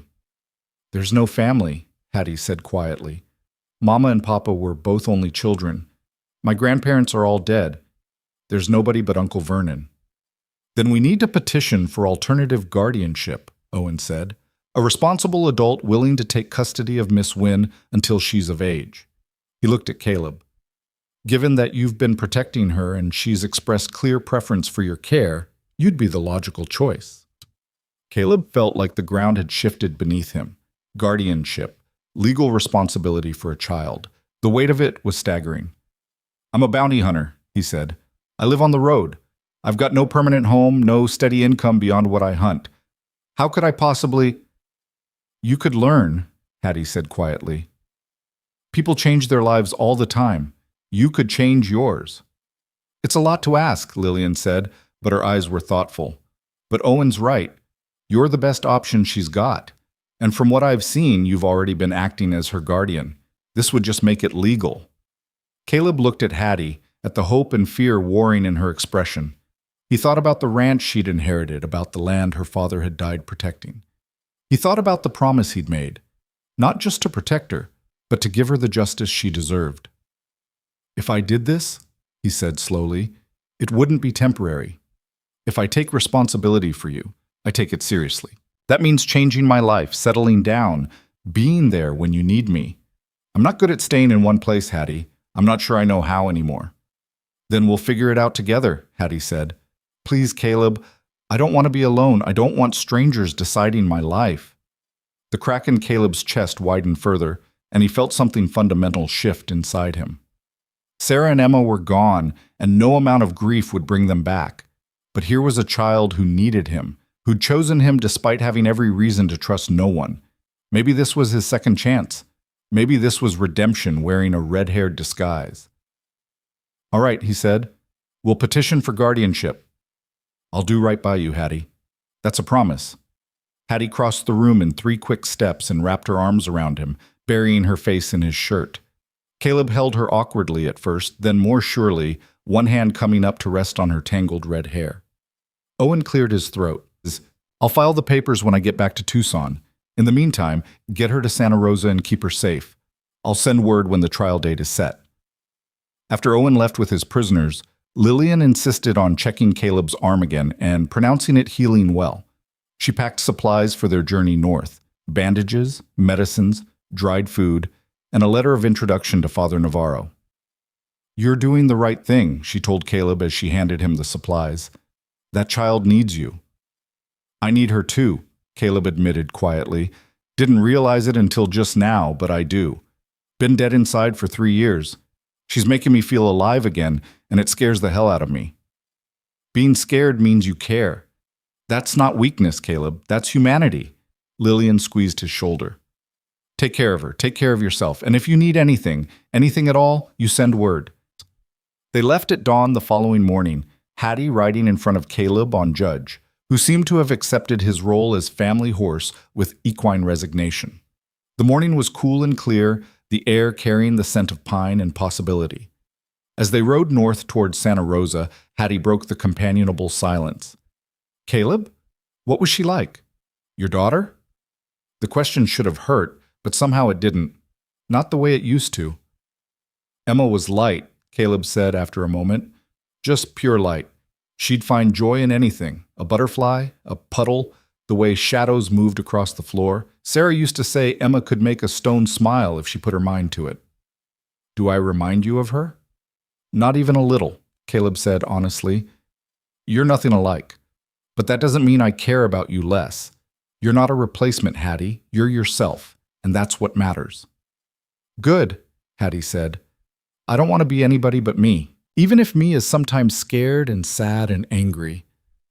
Being those things is part of being human. Don't apologize for it. They rode in silence for a while longer, the landscape rolling past in shades of green and gold. Somewhere ahead lay Santa Rosa, safety, and the long wait for justice. Somewhere behind them lay Vernon Crowell in chains, his empire crumbling, his crimes finally catching up to him. And here, now, on this horse between then and what would come next, rode a bounty hunter learning to be a father and a child learning to trust again. It wasn't perfect. It wasn't what either of them would have chosen if they could write their own stories. But it was real, and it was theirs, and for the first time in a long time, Caleb felt like that might be enough. We're going to be okay, Hattie said suddenly, as if reading his thoughts. Aren't we? Caleb thought about all the ways he could answer that question honestly, about the uncertainty ahead, about the scars they both carried, about the hard work of building a life from the ruins of what they'd lost. Instead, he tightened his arm around her and said simply, Yeah, kid, we're going to be okay. And riding toward the rising sun, with a child's trust weighing warm against his chest and the promise of justice waiting ahead, Caleb Rourke discovered he actually believed it. The mission at Santa Rosa rose from the high plains like something carved from the earth itself. Adobe walls, the color of sun-baked clay, a bell tower reaching toward heaven, and gardens that somehow flourished despite the harsh climate.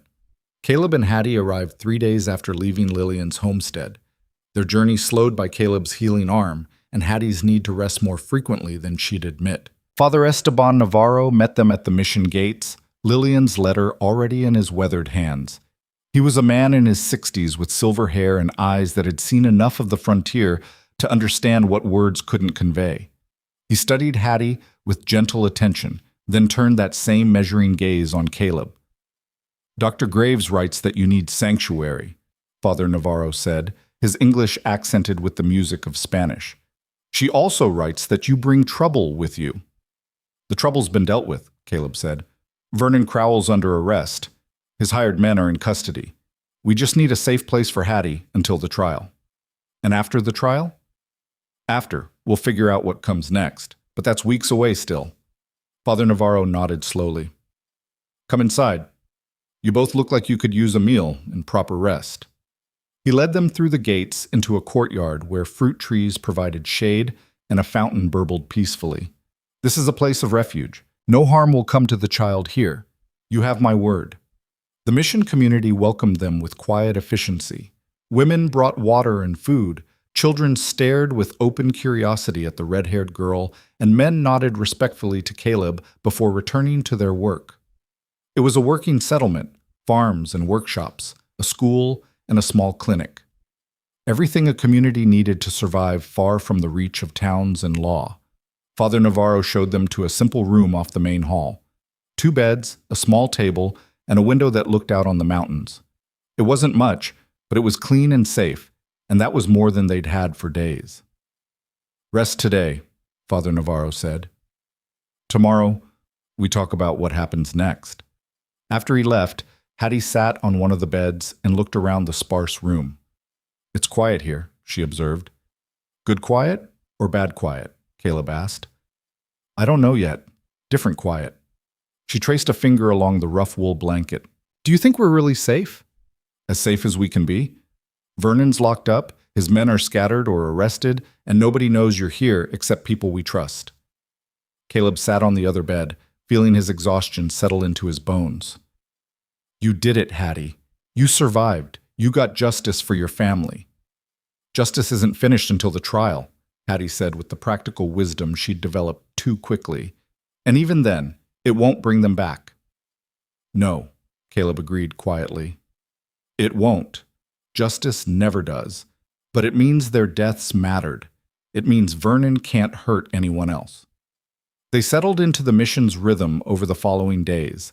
Hattie attended the mission school, her quick mind absorbing lessons eagerly, giving her something to focus on beyond grief. Caleb made himself useful repairing fences and buildings, his hands remembering skills from his farming days. At night, they ate communal meals with the mission families, and Caleb watched Hattie slowly relax among children who knew nothing of massacres and manhunts.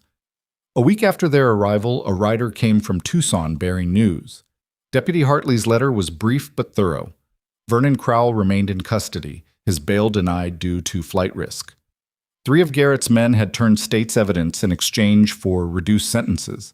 The trial date was set for 6 weeks hence, and the guardianship petition had been filed with the territorial court. Caleb read the letter twice, then handed it to Father Navarro, who'd been listening quietly. This is good news, the priest said. Vernon Crowell has terrorized this territory for years. Many families here have suffered his greed. How many? Caleb asked. Enough that when word spreads of the trial, you will have no shortage of witnesses. Father Navarro's expression was grave. Vernon did not just steal land and water rights. He destroyed lives, displaced families, caused deaths through his ruthlessness. The people here remember. Then we need to document it, Caleb said, an idea forming. If we're building a case against Vernon, we need more than just testimony about Hattie's family. We need to show a pattern, a history of violence and corruption. You want to gather witnesses, Father Navarro said, understanding immediately. I want to make sure Vernon never sees freedom again. One crime he might wriggle out of with expensive lawyers and bought judges. But a dozen crimes? 20? All documented, all testified to? Caleb shook his head. That's a weight even his money can't lift. Over the next 2 weeks, Father Navarro helped Caleb identify families Vernon had wronged. A rancher named Thomas Brennan, whose water rights Vernon had stolen through forged documents, leaving his cattle to die of thirst. A widow named Maria Santos, whose husband had died in a suspicious mining accident after refusing to sell his claim to Vernon's company. A schoolteacher named Margaret Hayes, who'd been driven from her position after publicly opposing Vernon's attempt to buy the town's only well. Caleb rode out to meet each one, listening to their stories, documenting dates and details. Some were reluctant to speak, afraid of Vernon's reach even with him in custody. Others were eager, their anger kept bottled for years finally finding an outlet. He killed my husband, Maria Santos told Caleb, her English heavily accented but clear. The mine inspector said it was accident, but Miguel, he was careful man. He knew mines. He would not make mistake that killed him. Her dark eyes blazed with old grief and new hope. Vernon wanted the claim. Miguel would not sell. 2 weeks later, Miguel is dead and Vernon's company buys the claim from me for nothing. I had 3 children to feed. What choice did I have? You have a choice now, Caleb said gently. You can testify. You can help make sure Vernon pays for what he did. I'm afraid, Maria admitted. He has power. He has money. He had power. He had money. Now he has a cell and charges that will see him hanged or imprisoned for life. The power's shifting, Mrs. Santos. Question is whether you're brave enough to help shift it further. Maria was quiet for a long moment, her rosary beads clicking softly between her fingers. Then she nodded once, sharp and decisive. I will testify. For Miguel. For my children. For all the families Vernon has destroyed. By the 3rd week at Santa Rosa, Caleb had documented 17 separate incidents: theft, fraud, intimidation, assault, and 3 deaths that bore Vernon's fingerprints even if no one could prove it directly. He wrote everything down in careful detail, building a case that went far beyond one massacre in the desert. Hattie watched him work in the evenings, sitting at the small table with his papers spread before him. She'd made friends among the mission children, but still returned to Caleb each night, as if reassuring herself he was still there. You're building an army, she observed one evening. Not an army, a chorus. Caleb looked up from his notes. One voice is easy to dismiss, but 17 voices all singing the same song about Vernon's cruelty? That's a sound that can't be ignored. Will it be enough? It'll have to be. Caleb set down his pen. How are you doing, Hattie? Really? She was quiet for a moment, considering the question seriously. Some days are better than others. I like school. I like the other children, but at night, I still dream about the wagons, about the fire, about Mama's voice calling my name. Her eyes glistened. Does it ever stop? The dreaming? It gets less frequent, Caleb said honestly, but it never completely stops. Grief isn't something you get over, Hattie. It's something you learn to carry. That seems hard. It is hard, but you're strong enough for it. You've proven that already. A knock on the door interrupted them. Father Navarro entered, his expression troubled.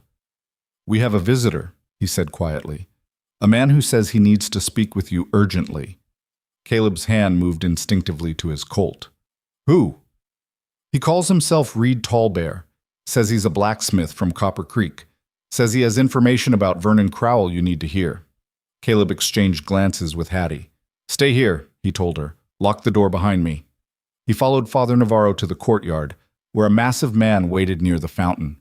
Reed Tallbear stood well over 6 feet, with broad shoulders and hands scarred from forge work. His face showed mixed heritage, white and native both, and his eyes held the wariness of someone who'd learned to expect trouble. Mr. Rourke, Reed said, his voice deep and measured. Thank you for seeing me. I heard you were gathering testimony against Vernon Crowell. Word travels fast, Caleb observed. Word travels when people are desperate for hope. Vernon's hurt a lot of folks in this territory. Most of us thought we'd never see justice.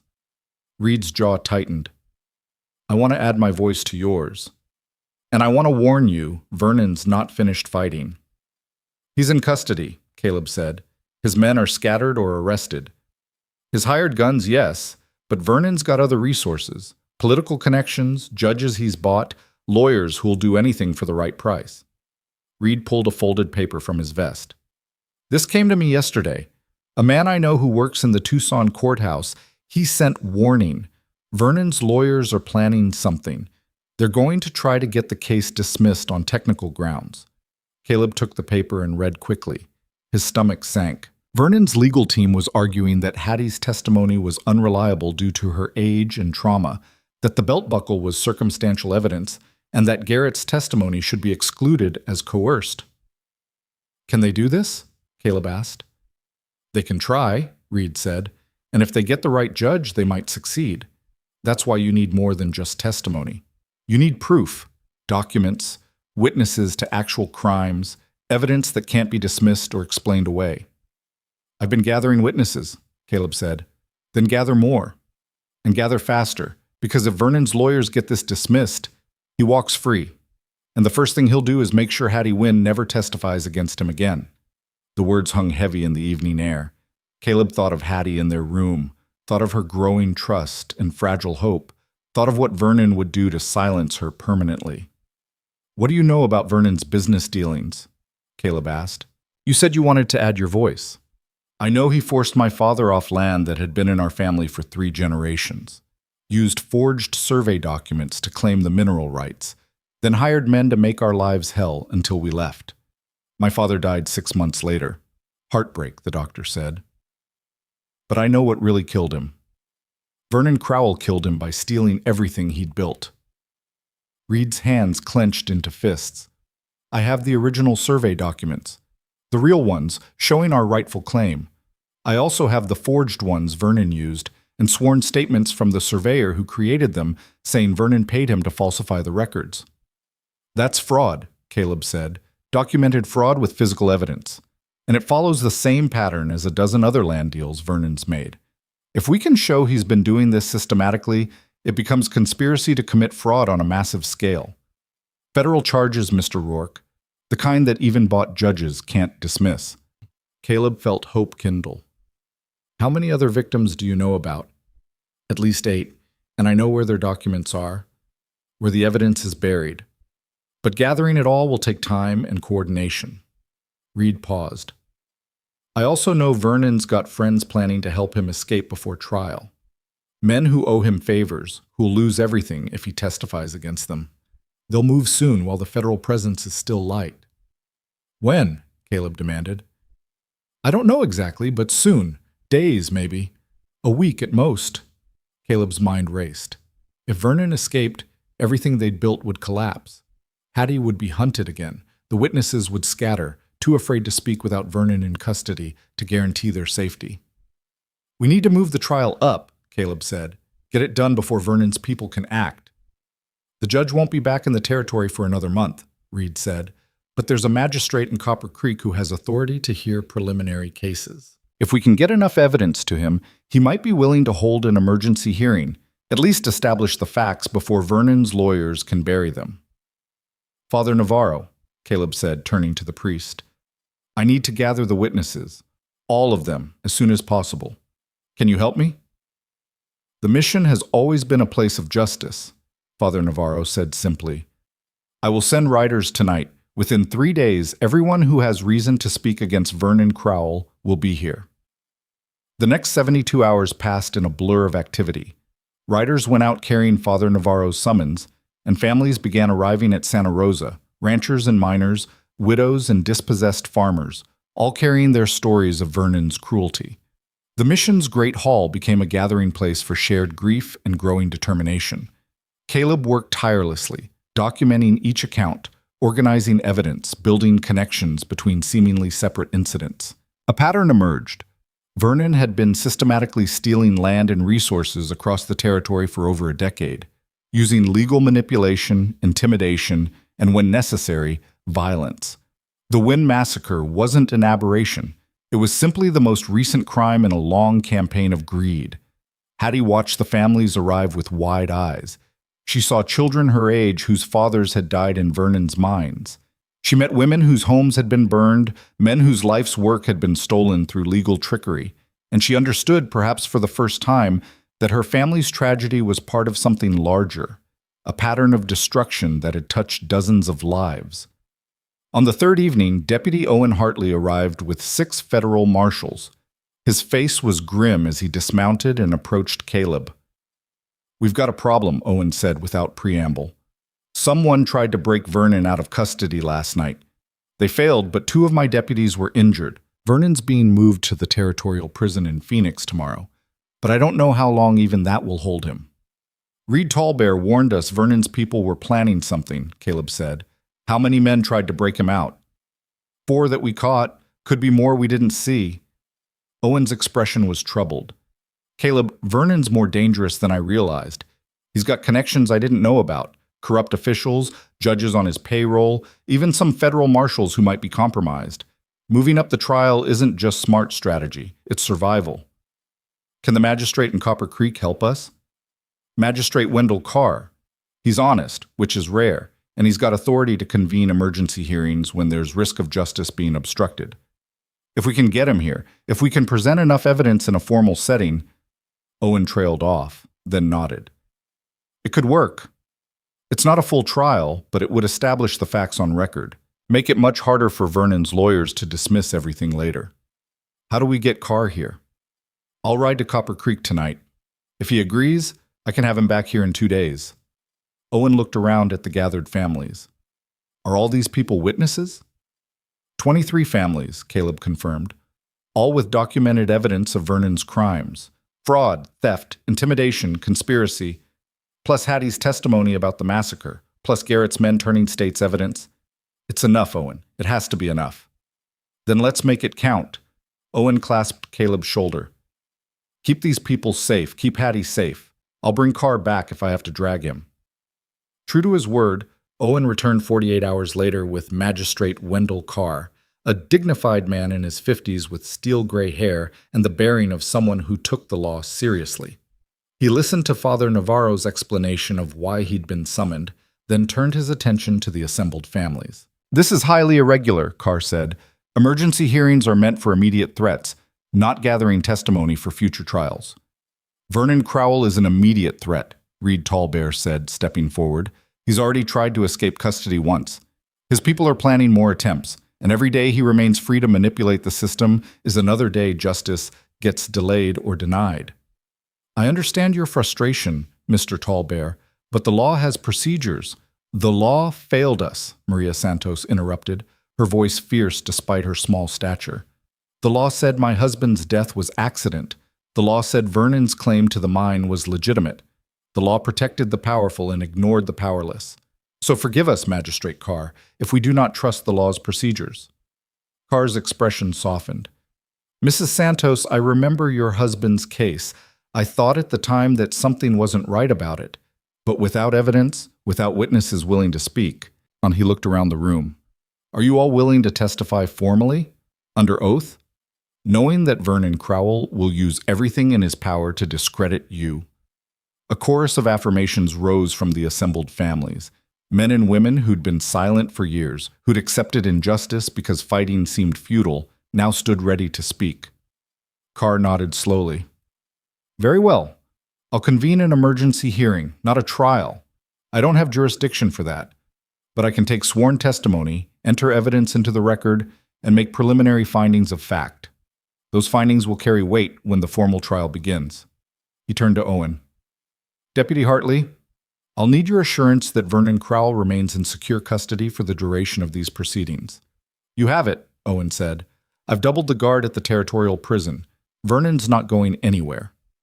The hearing began the following morning in the mission's Great Hall. Carr sat at a table with Deputy Hartley beside him as witness and recorder. Father Navarro opened with a prayer that carefully avoided mentioning divine judgment. This was about earthly justice, and the priest understood the distinction. One by one, the witnesses came forward.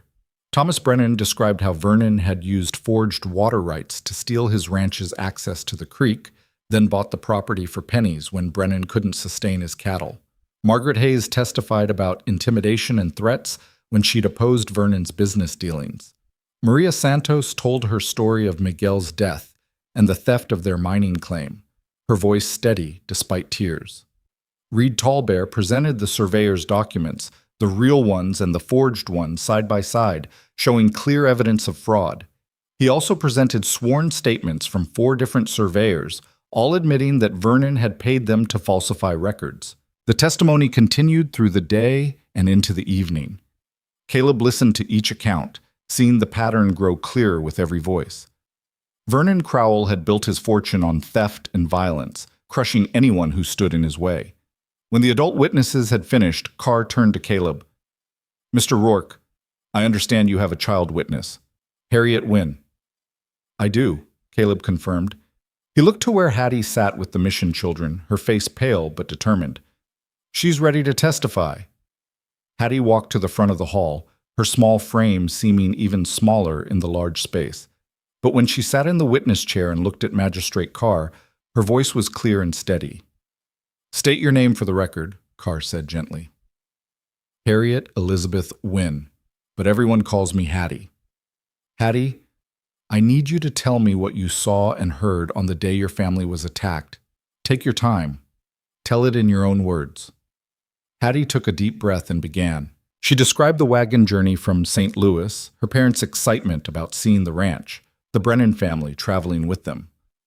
She described the moment the riders appeared, her father telling her to hide, the sound of gunfire and screaming. "I stayed under the wagon like Papa said," Hattie continued, her voice unwavering despite the tears on her cheeks. "I heard everything. The shooting stopped and then there were men talking. One of them said to make sure everyone was dead, to burn it all." "Did you recognize any voices?" Carr asked. "I recognized Uncle Vernon's voice. He was talking to the men, giving orders. He said—" Hattie's voice caught, but she pushed through. "He said my papa had been stupid to refuse his offer. Said the ranch would have been his one way or another, but now it would be easier." "You're certain it was your uncle's voice?" "I'm certain. I've known Uncle Vernon my whole life. He used to visit us in St. Louis before Mama and Papa decided to move west. He always brought me peppermints and told me stories." Hattie wiped her eyes. "I know his voice, and I know what I heard. Did you see your uncle at the scene?" "I saw his belt buckle, the silver one with his initials. He was standing right next to the wagon where I was hiding. I could see his boots and the buckle. It was him." Carr made careful notes, then looked up. "Hattie, do you understand what it means to testify under oath? Do you understand that you must tell the complete truth?" "Yes, sir, and I am telling the truth. Uncle Vernon killed my family. He ordered those men to do it, and he was there when it happened." Hattie's voice grew stronger. "I'm not confused. I'm not making it up. I know what I saw and heard, and I'll say it as many times as I have to until people believe me." The hall was silent except for Hattie's breathing. Carr studied her for a long moment, then nodded. "I believe you, Miss Wynne, and I'm going to make sure your testimony is part of the permanent record." He looked around the hall. "I'm going to make sure all of this testimony is part of the permanent record. Vernon Crowell's crimes will not be hidden or dismissed." As Hattie returned to her seat, Caleb met her eyes and gave her a small nod of approval. She'd done it. She'd spoken her truth clearly and courageously, and she'd been heard. The hearing concluded as the sun set, painting the mission walls in shades of gold and amber. Carr gathered his papers and stood before the assembled witnesses. "Based on the testimony I've heard today, I am making the following preliminary findings," he announced. "First, that there exists substantial evidence of systematic fraud and corruption by Vernon Crowell spanning over a decade. Second, that there exists credible evidence linking Vernon Crowell to multiple deaths, including the Wynne family massacre. Third, that the testimony provided by Harriet Wynne is consistent, detailed, and credible despite her young age." He paused, letting his words settle. "These findings will be forwarded to the Territorial Court and the Federal Marshal's Office. I am also recommending that Vernon Crowell's bail be permanently denied, that additional federal charges be filed for the documented fraud, and that the trial be expedited given the risk of witness intimidation or flight." Carr's voice grew firmer. "Justice delayed is justice denied. This territory has waited too long for Vernon Crowell to answer for his crimes. That wait ends now." The hall erupted in voices: relief, gratitude, vindication. Families who'd thought justice impossible now saw it within reach. Caleb felt Hattie's hand slip into his, and he squeezed gently. "We did it," she whispered. "You did it," Caleb corrected. "You were brave enough to speak. That made all the difference." As the families celebrated and Father Navarro offered prayers of thanksgiving, Deputy Owen approached Caleb with a sealed letter. "This came for you," Owen said, "from the Territorial Court, about the guardianship petition." Caleb's heart hammered as he broke the seal and read. The words blurred for a moment before coming into focus. The petition for guardianship had been approved. Caleb Rourke was now Harriet Elizabeth Wynne's legal guardian until she reached majority age. The court recognized his role in protecting her and her expressed preference for his care. Custody was granted effective immediately. Caleb read the letter twice. the weight of responsibility settling onto his shoulders like a physical thing. He was a guardian now, a parent in all but name. His life was no longer his own to spend recklessly chasing bounties and outrunning grief. "What does it say?" Hattie asked, appearing at his elbow. Caleb knelt so they were eye level. "It says you're stuck with me," he said quietly. "Court approved the guardianship. You're my responsibility now, legal and official." Hattie's face transformed, fear giving way to hope, hope blooming into joy. She threw her arms around his neck and held on tight, her small body shaking with silent sobs of relief. "Thank you," she whispered. "Thank you for not leaving me alone." Caleb held her close, this fierce, red-haired child who'd survived the unsurvivable and chosen him as family. He thought of Sarah and Emma, of the family he'd lost and couldn't save. He thought of promises broken and chances missed. And he thought about second chances, how they came when you least expected them, in forms you'd never imagined, demanding you become someone better than you'd been. "You're not alone," he said into Hattie's hair. "Not anymore. We're family now. That's not just legal words on paper, Hattie. That's a promise I'm going to keep." Around them, the Mission families celebrated the beginning of justice. But for Caleb and Hattie, this moment was about something more fundamental, about choosing each other, about building family from the ruins of loss, about learning that sometimes the best way to heal old wounds was to tend to someone else's. The trial would come.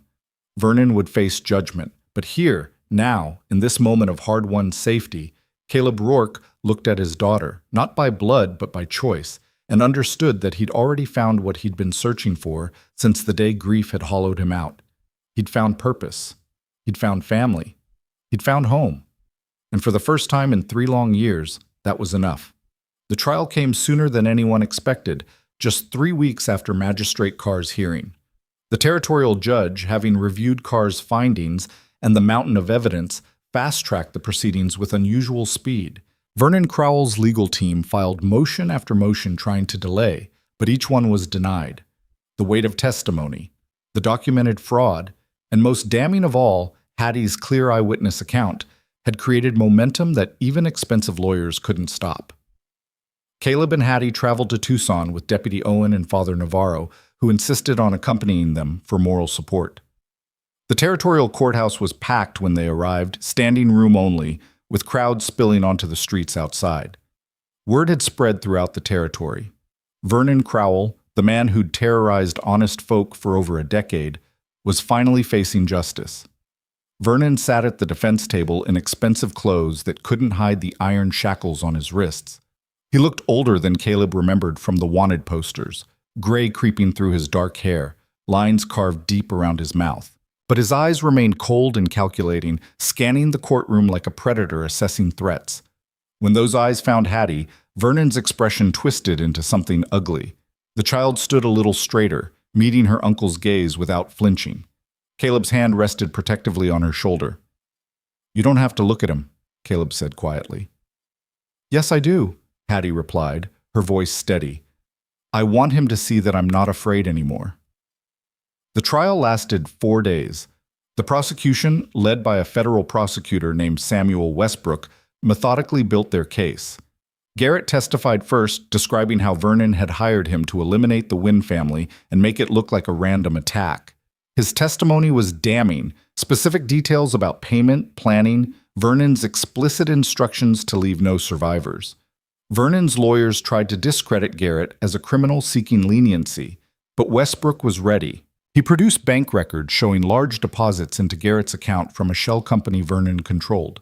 He presented letters between Vernon and Garrett discussing the problem and permanent solutions. The evidence was overwhelming. Reed Tallbear took the stand next, presenting the forged survey documents alongside the originals. A handwriting expert testified that the forgeries bore Vernon's distinctive signature. Former employees of Vernon's companies testified about intimidation tactics, about being ordered to threaten families who wouldn't sell their land, about accidents that weren't accidents. Maria Santos testified through tears about Miguel's death, about the mine inspector who'd been paid to rule it accidental, about Vernon's company buying her claim for a fraction of its worth while she was still burying her husband. Thomas Brennan described the systematic theft of his water rights. the way Vernon had used legal manipulation to destroy 3 generations of family ranching. Each witness added another brick to the wall of evidence. By the 3rd day, Vernon's defense team had abandoned trying to prove his innocence and instead focused on technicalities, arguing about admissibility, questioning procedures, grasping at any legal straw that might create grounds for appeal. On the 4th day, Hattie took the stand. The courtroom fell silent as she walked to the witness chair, her new dress crisp and clean, her red hair braided neatly. She looked impossibly small in that chair, her feet not quite touching the floor, but when she raised her right hand to take the oath, her voice was clear and strong. "Do you swear to tell the truth, the whole truth, and nothing but the truth?" "I do," Hattie said. Prosecutor Westbrook approached gently, his manner respectful. "Miss Wynn, I know this is difficult. Take your time and tell the jury what happened on the day your family was attacked." Hattie took a deep breath and began. She described the journey from St. Louis, her parents' plans for the ranch, the excitement of finally seeing their new home. She described the attack, the sudden appearance of riders, her father's command to hide, the gunfire and screaming. "I crawled under the wagon like Papa told me," Hattie said, her hands folded carefully in her lap. "I stayed there even when everything got quiet. I was scared to move." "What did you hear while you were hiding?" "I heard the men talking. They were checking to make sure everyone was dead. One man said they should burn it all, make it look like raiders." Hattie's voice remained steady, but tears slipped down her cheeks. "Then I heard Uncle Vernon's voice." Vernon's lawyer shot to his feet. "Objection! The witness is a child who was traumatized and hiding. She cannot reliably identify." "Overruled," Judge Harrison said firmly. "The witness may testify to what she heard. Continue, Miss Wynn." "Uncle Vernon was talking to the men," Hattie continued. "He said Papa had been stupid not to take his offer. He said the ranch and the water rights would have been his anyway, but now it would be easier since there was nobody left to contest the claim." "Are you certain it was your uncle's voice?" Westbrook asked. "I'm certain. I've known Uncle Vernon since I was little. He used to visit us. He has a way of talking where he pauses before important words, like he's thinking about what to say, but really he's just making sure you're listening." Hattie demonstrated the cadence perfectly. "I know it was him." "Did you see your uncle at the scene?" "I saw his belt buckle, the silver one with his initials worked into it, VC for Vernon Crowell. He was standing right next to my wagon. I could see his boots and the bottom of his vest and that buckle catching the sunlight." Hattie looked directly at Vernon for the first time since taking the stand. "It was him. He killed my family. He stood there and made sure they were all dead, and then he ordered his men to burn everything." Vernon's face had gone pale, but his expression remained defiant. His lawyer stood again. "Your Honor, this testimony is highly prejudicial. The witness is clearly coached." "I'm not coached," Hattie's voice rang out, clear and fierce. "Nobody told me what to say. I'm saying what I saw and heard because it's the truth. My mama and papa and the Brennans, they're dead because Uncle Vernon wanted their land. And I'm the only one left who can speak for them, so that's what I'm doing." Judge Harrison regarded Hattie with something like respect. "The objection is noted and overruled. Miss Wynn, you may continue." Westbrook asked a few more questions, establishing timeline and details, then yielded to Vernon's defense attorney for cross-examination. The lawyer, a slick man named Thornton from back east, approached with false sympathy. "Miss Wynn, you've been through a terrible trauma. No one disputes that. But isn't it possible that in your fear and confusion, you might have mistaken what you heard?" "No," Hattie said simply. "You were hiding under a wagon, frightened, probably in shock. The human mind under stress can play tricks. My mind didn't play tricks. I know what I heard." Thornton shifted tactics. "You stand to inherit a valuable ranch if your uncle is convicted. Isn't it convenient that your testimony would remove the only other family member who might contest that inheritance?" Before Westbrook could object, Hattie leaned forward, her green eyes blazing. "I'd give up that ranch and every acre it sits on if it would bring my family back. I don't care about inheritance. I care about justice. And I care about making sure Uncle Vernon can't hurt anyone else the way he hurt us." The courtroom erupted in murmurs. Judge Harrison gavelled for order, but even he looked impressed by the child's conviction. Thornton tried a few more questions, but Hattie didn't waver. She answered each one with the same clear certainty, the same unshakable truth. Finally, Thornton gave up and dismissed her. As Hattie stepped down from the witness stand, she walked past Vernon's table. He leaned forward, his voice low and venomous. "You're going to regret this, little girl, one way or another." Caleb was on his feet instantly, his chair crashing backward. "You threaten her again, and I'll—" "Mr. Rourke," Judge Harrison's gavel cracked like a gunshot. "Control yourself or I'll have you removed from this courtroom." "He just threatened a child witness," Caleb said, his voice tight with fury. "I heard it," the judge said coldly. He turned to Vernon. "Mr. Crowell, you will refrain from speaking to the witness or anyone else in this courtroom. One more outburst, and I'll add intimidation charges to your already considerable list of crimes. Am I clear?" Vernon nodded stiffly, but his eyes promised violence. Caleb guided Hattie back to their seats, his hand gentle on her shoulder despite the rage still coursing through him. "You did perfect," he whispered. "So brave. I'm proud of you." The closing arguments came the following morning. Thornton made an impassioned speech about reasonable doubt, about the unreliability of testimony from traumatized children and criminals seeking deals, about circumstantial evidence and proper procedures.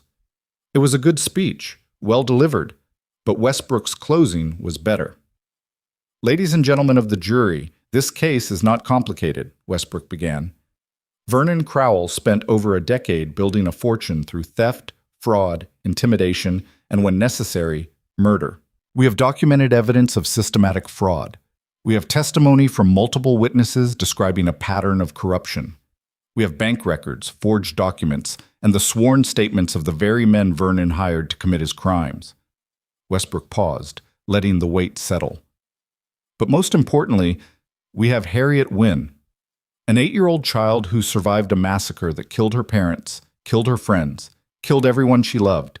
She hid under a wagon and listened to her uncle, the man who should have protected her, order the murder of his own brother and the destruction of an entire family. She saw his distinctive belt buckle. She heard his voice. And she has stood before you today with more courage than most adults could muster and told you the truth." Westbrook walked to where Hattie sat. "This child has nothing to gain from lying. She's lost everything: her family, her home, her sense of safety. All she has left is the truth, and the desperate hope that speaking it will bring justice. Are you really going to tell her that her truth doesn't matter?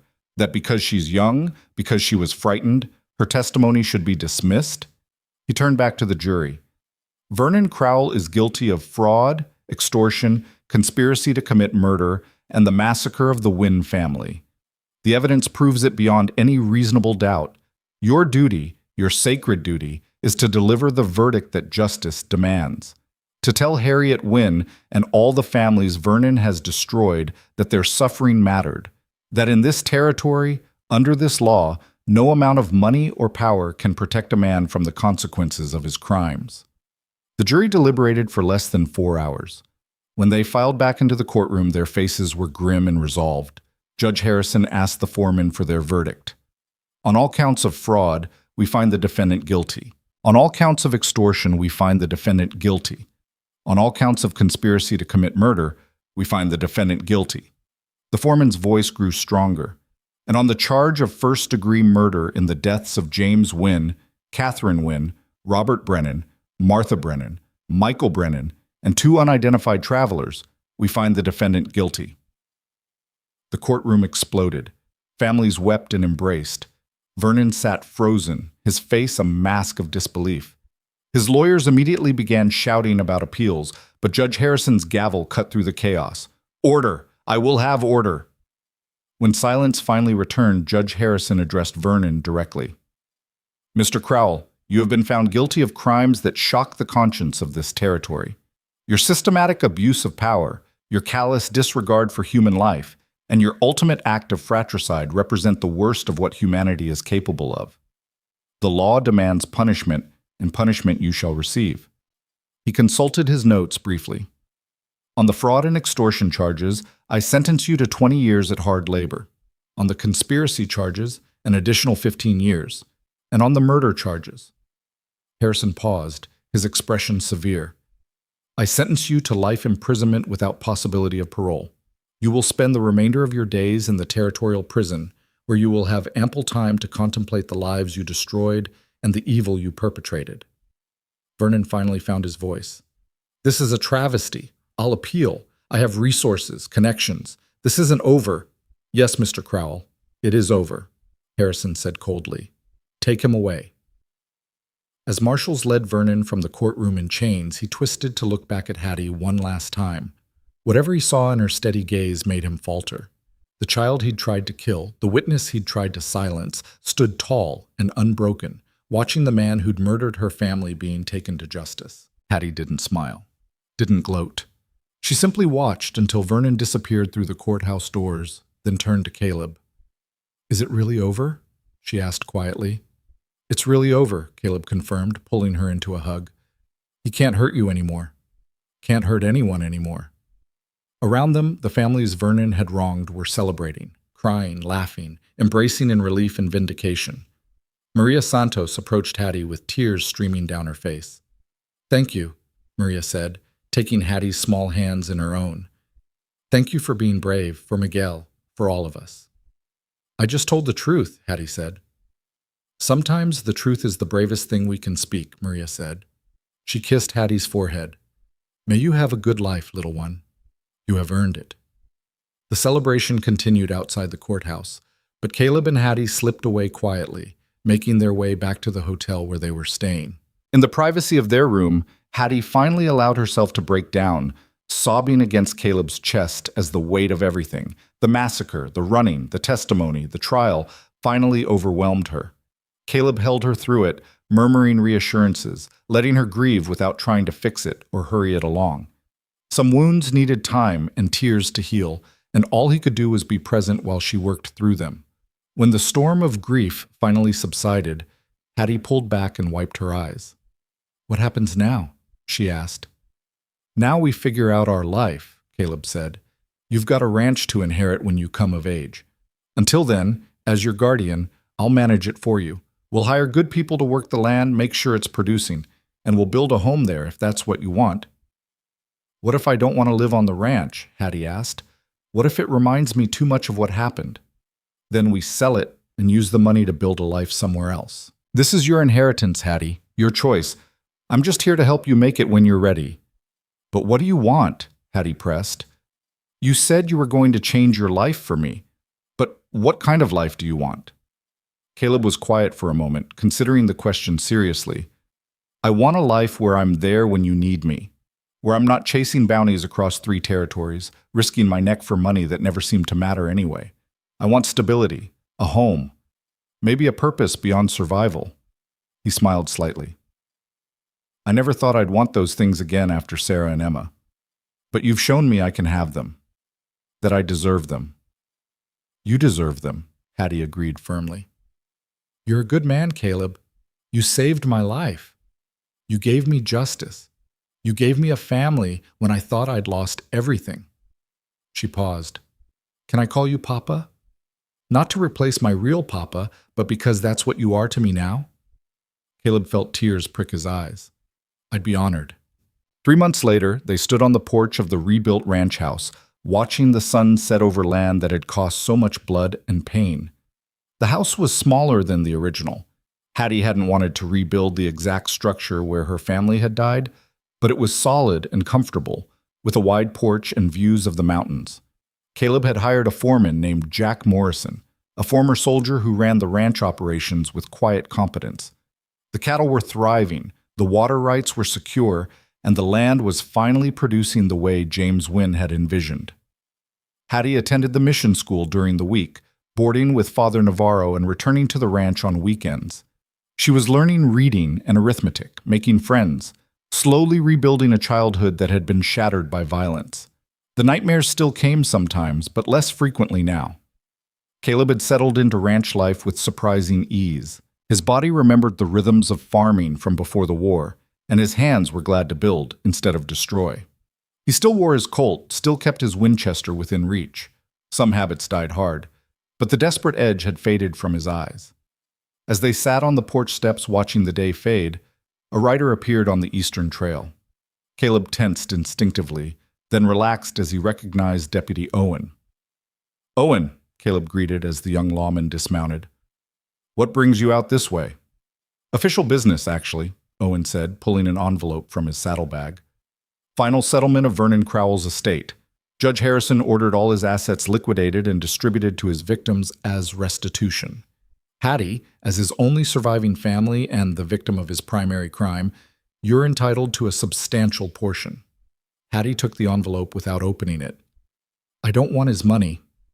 "I understand the feeling," Owen said, "but it's yours by right." More importantly, the judge specified that these funds can only be used for rebuilding what Vernon destroyed. He wanted to make sure Vernon's fortune went to healing the harm he caused. Caleb opened the envelope and read the contents, his eyebrows rising. "This is substantial.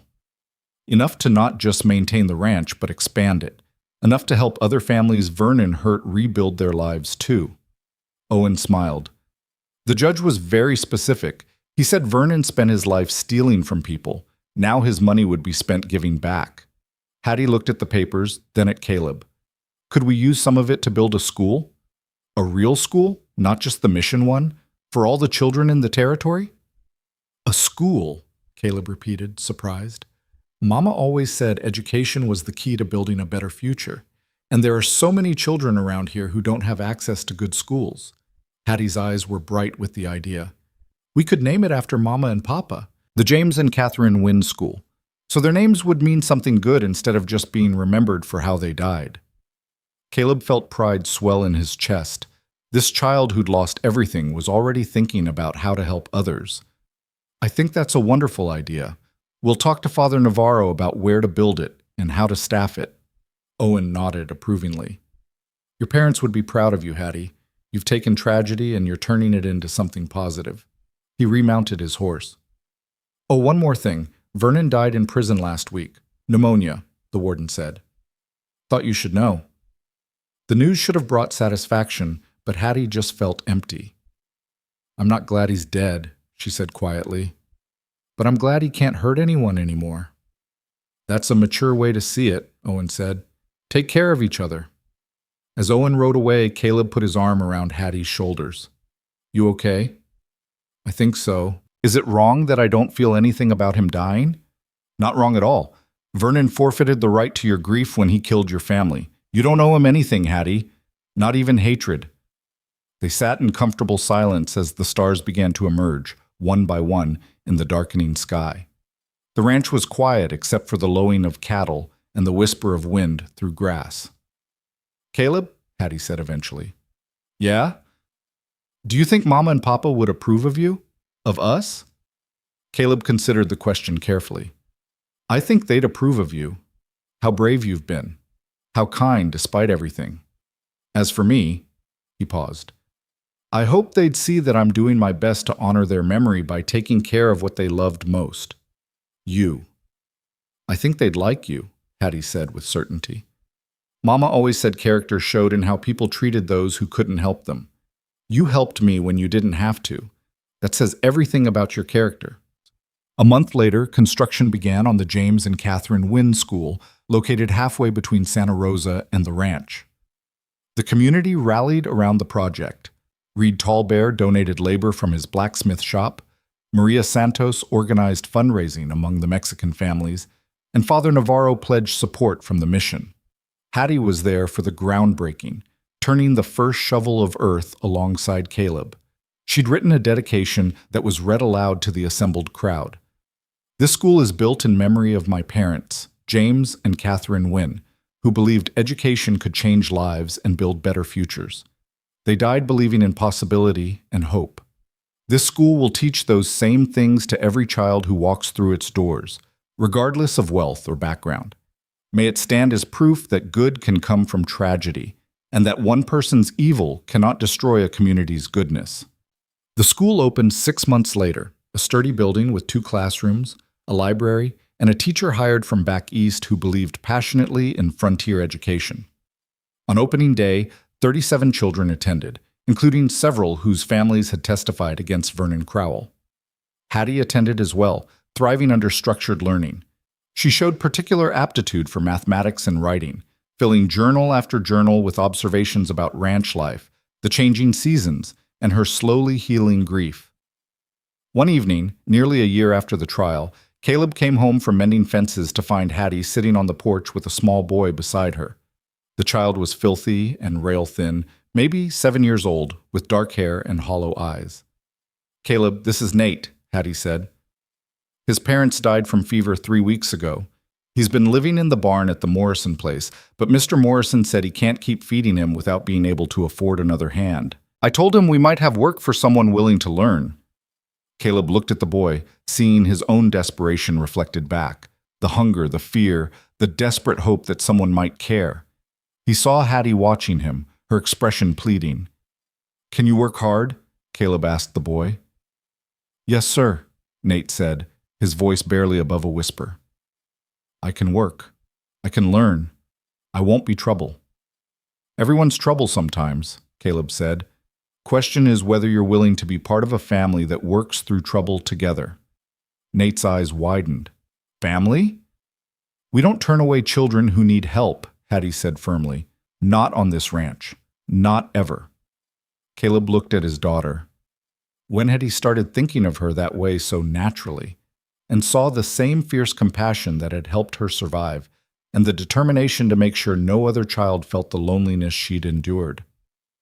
"All right," Caleb said. "Nate, you'll work for your keep, helping with chores, learning ranch skills, keeping up with your schooling. In exchange, you get a bed, meals, and a place to belong. Sound fair?" "More than fair," Nate breathed. "Thank you, sir. Thank you." That night, after they'd fed Nate and settled him in the spare room, Caleb and Hattie sat on the porch again, their evening ritual.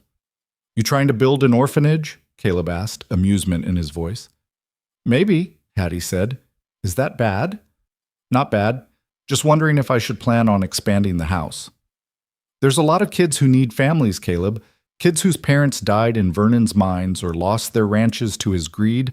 Kids who slip through the cracks because everyone's too busy surviving to notice." Hattie looked at him seriously. "We have space. We have resources. Why shouldn't we help?" "No reason at all," Caleb agreed. "Though I'm not sure I'm qualified to raise a whole house full of children." "You're doing fine with me," Hattie pointed out. "And you didn't have any practice before that." "Fair point," Caleb smiled. "All right, we'll help where we can, but you're in charge of making sure they all get their schoolwork done." "Deal." The years passed with surprising speed. The ranch prospered under Caleb's management, becoming known for fair dealing and quality cattle. The school grew, adding a third classroom and a second teacher. Hattie thrived, her sharp mind and fierce determination making her a natural leader among the students. Nate settled in as well, his initial wariness melting into fierce loyalty. He followed Caleb everywhere, learning ranch craft and horsemanship, growing from the frightened boy who'd appeared on their porch into a confident young man. 2 more children joined their household over the next few years. A girl named Sarah, named for Caleb's late wife, who'd been orphaned when her entire family succumbed to cholera, and a boy named Thomas, the son of a rancher who'd died fighting off claim jumpers. Each child brought their own pain and their own potential, and each found healing in the structured chaos of ranch life.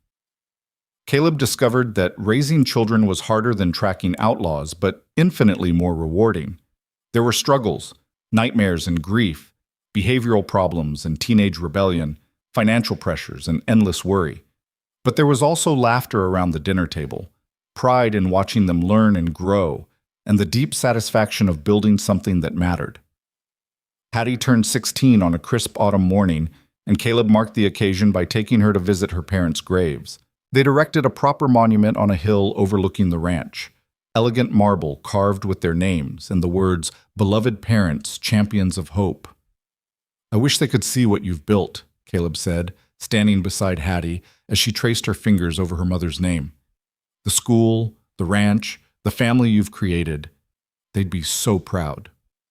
"I hope they can see it somehow," Hattie said.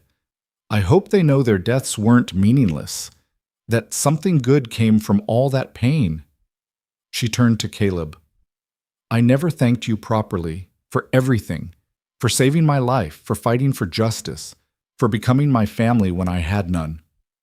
You thank me every day just by being who you are," Caleb said. You took tragedy and turned it into purpose. That's not something I taught you. That came from inside you, from your parents' legacy and your own strength. I learned it from watching you, Hattie countered. You lost everything too. But you didn't let it make you bitter or hard. You stayed open enough to care about a scared little girl hiding under a wagon. That saved both of us. They stood together as the sun climbed higher, warming the autumn air. In the distance, the ranch spread out like a promise. Fences and fields, cattle and horses, the big house where 4 children now called home. Smoke rose from the chimney where breakfast was probably burning because Nate was terrible at cooking and Thomas kept getting distracted. We should get back, Hattie said, before the children burn down the kitchen. Our children, Caleb corrected with a smile. They're ours. Our children, Hattie agreed, and the word felt right in a way that erased the years of grief and loss. Not replacing what was gone, but building something new that honored it. As they rode back down the hill, Caleb thought about the journey that had brought him here, from the massacre site where he'd found a whimpering child to this moment of peace and purpose. He thought about Sarah and Emma, buried in Missouri soil, and knew they'd approve of the life he'd built from the ruins of his grief. He thought about Hattie's parents, whose belief in possibility and hope lived on in their daughter's fierce compassion. He thought about Vernon Crowell, whose evil had ultimately been defeated by the very thing he'd tried to destroy: family, community, and the stubborn human insistence that justice mattered. And he thought about second chances, about how they often arrived wearing unexpected faces, demanding you become someone better than you'd been, offering not the life you'd lost, but a life worth living nonetheless. The ranch house came into view, smoke indeed pouring from the kitchen window while children's voices shouted in cheerful panic. Caleb and Hattie exchanged glances and kicked their horses into a gallop, racing toward the chaos, and life and love waiting for them. Behind them, the grave stood sentinel on the hill, marking loss but also promise. Ahead, the future spread out full of possibility, uncertain, challenging, but faced together as family. And in between, in the space where grief transforms into purpose and tragedy becomes testimony, Caleb Rourke and Harriet Elizabeth Wynne rode home to the life they'd chosen, the family they'd built, and the second chances they'd earned through courage, compassion, and the stubborn refusal to let evil have the final word. The sun climbed higher, the cattle grazed, the children laughed, and on a ranch built on the bones of tragedy but sustained by the muscle of hope, life continued, messy and beautiful and worth every moment of the fight it had taken to claim it.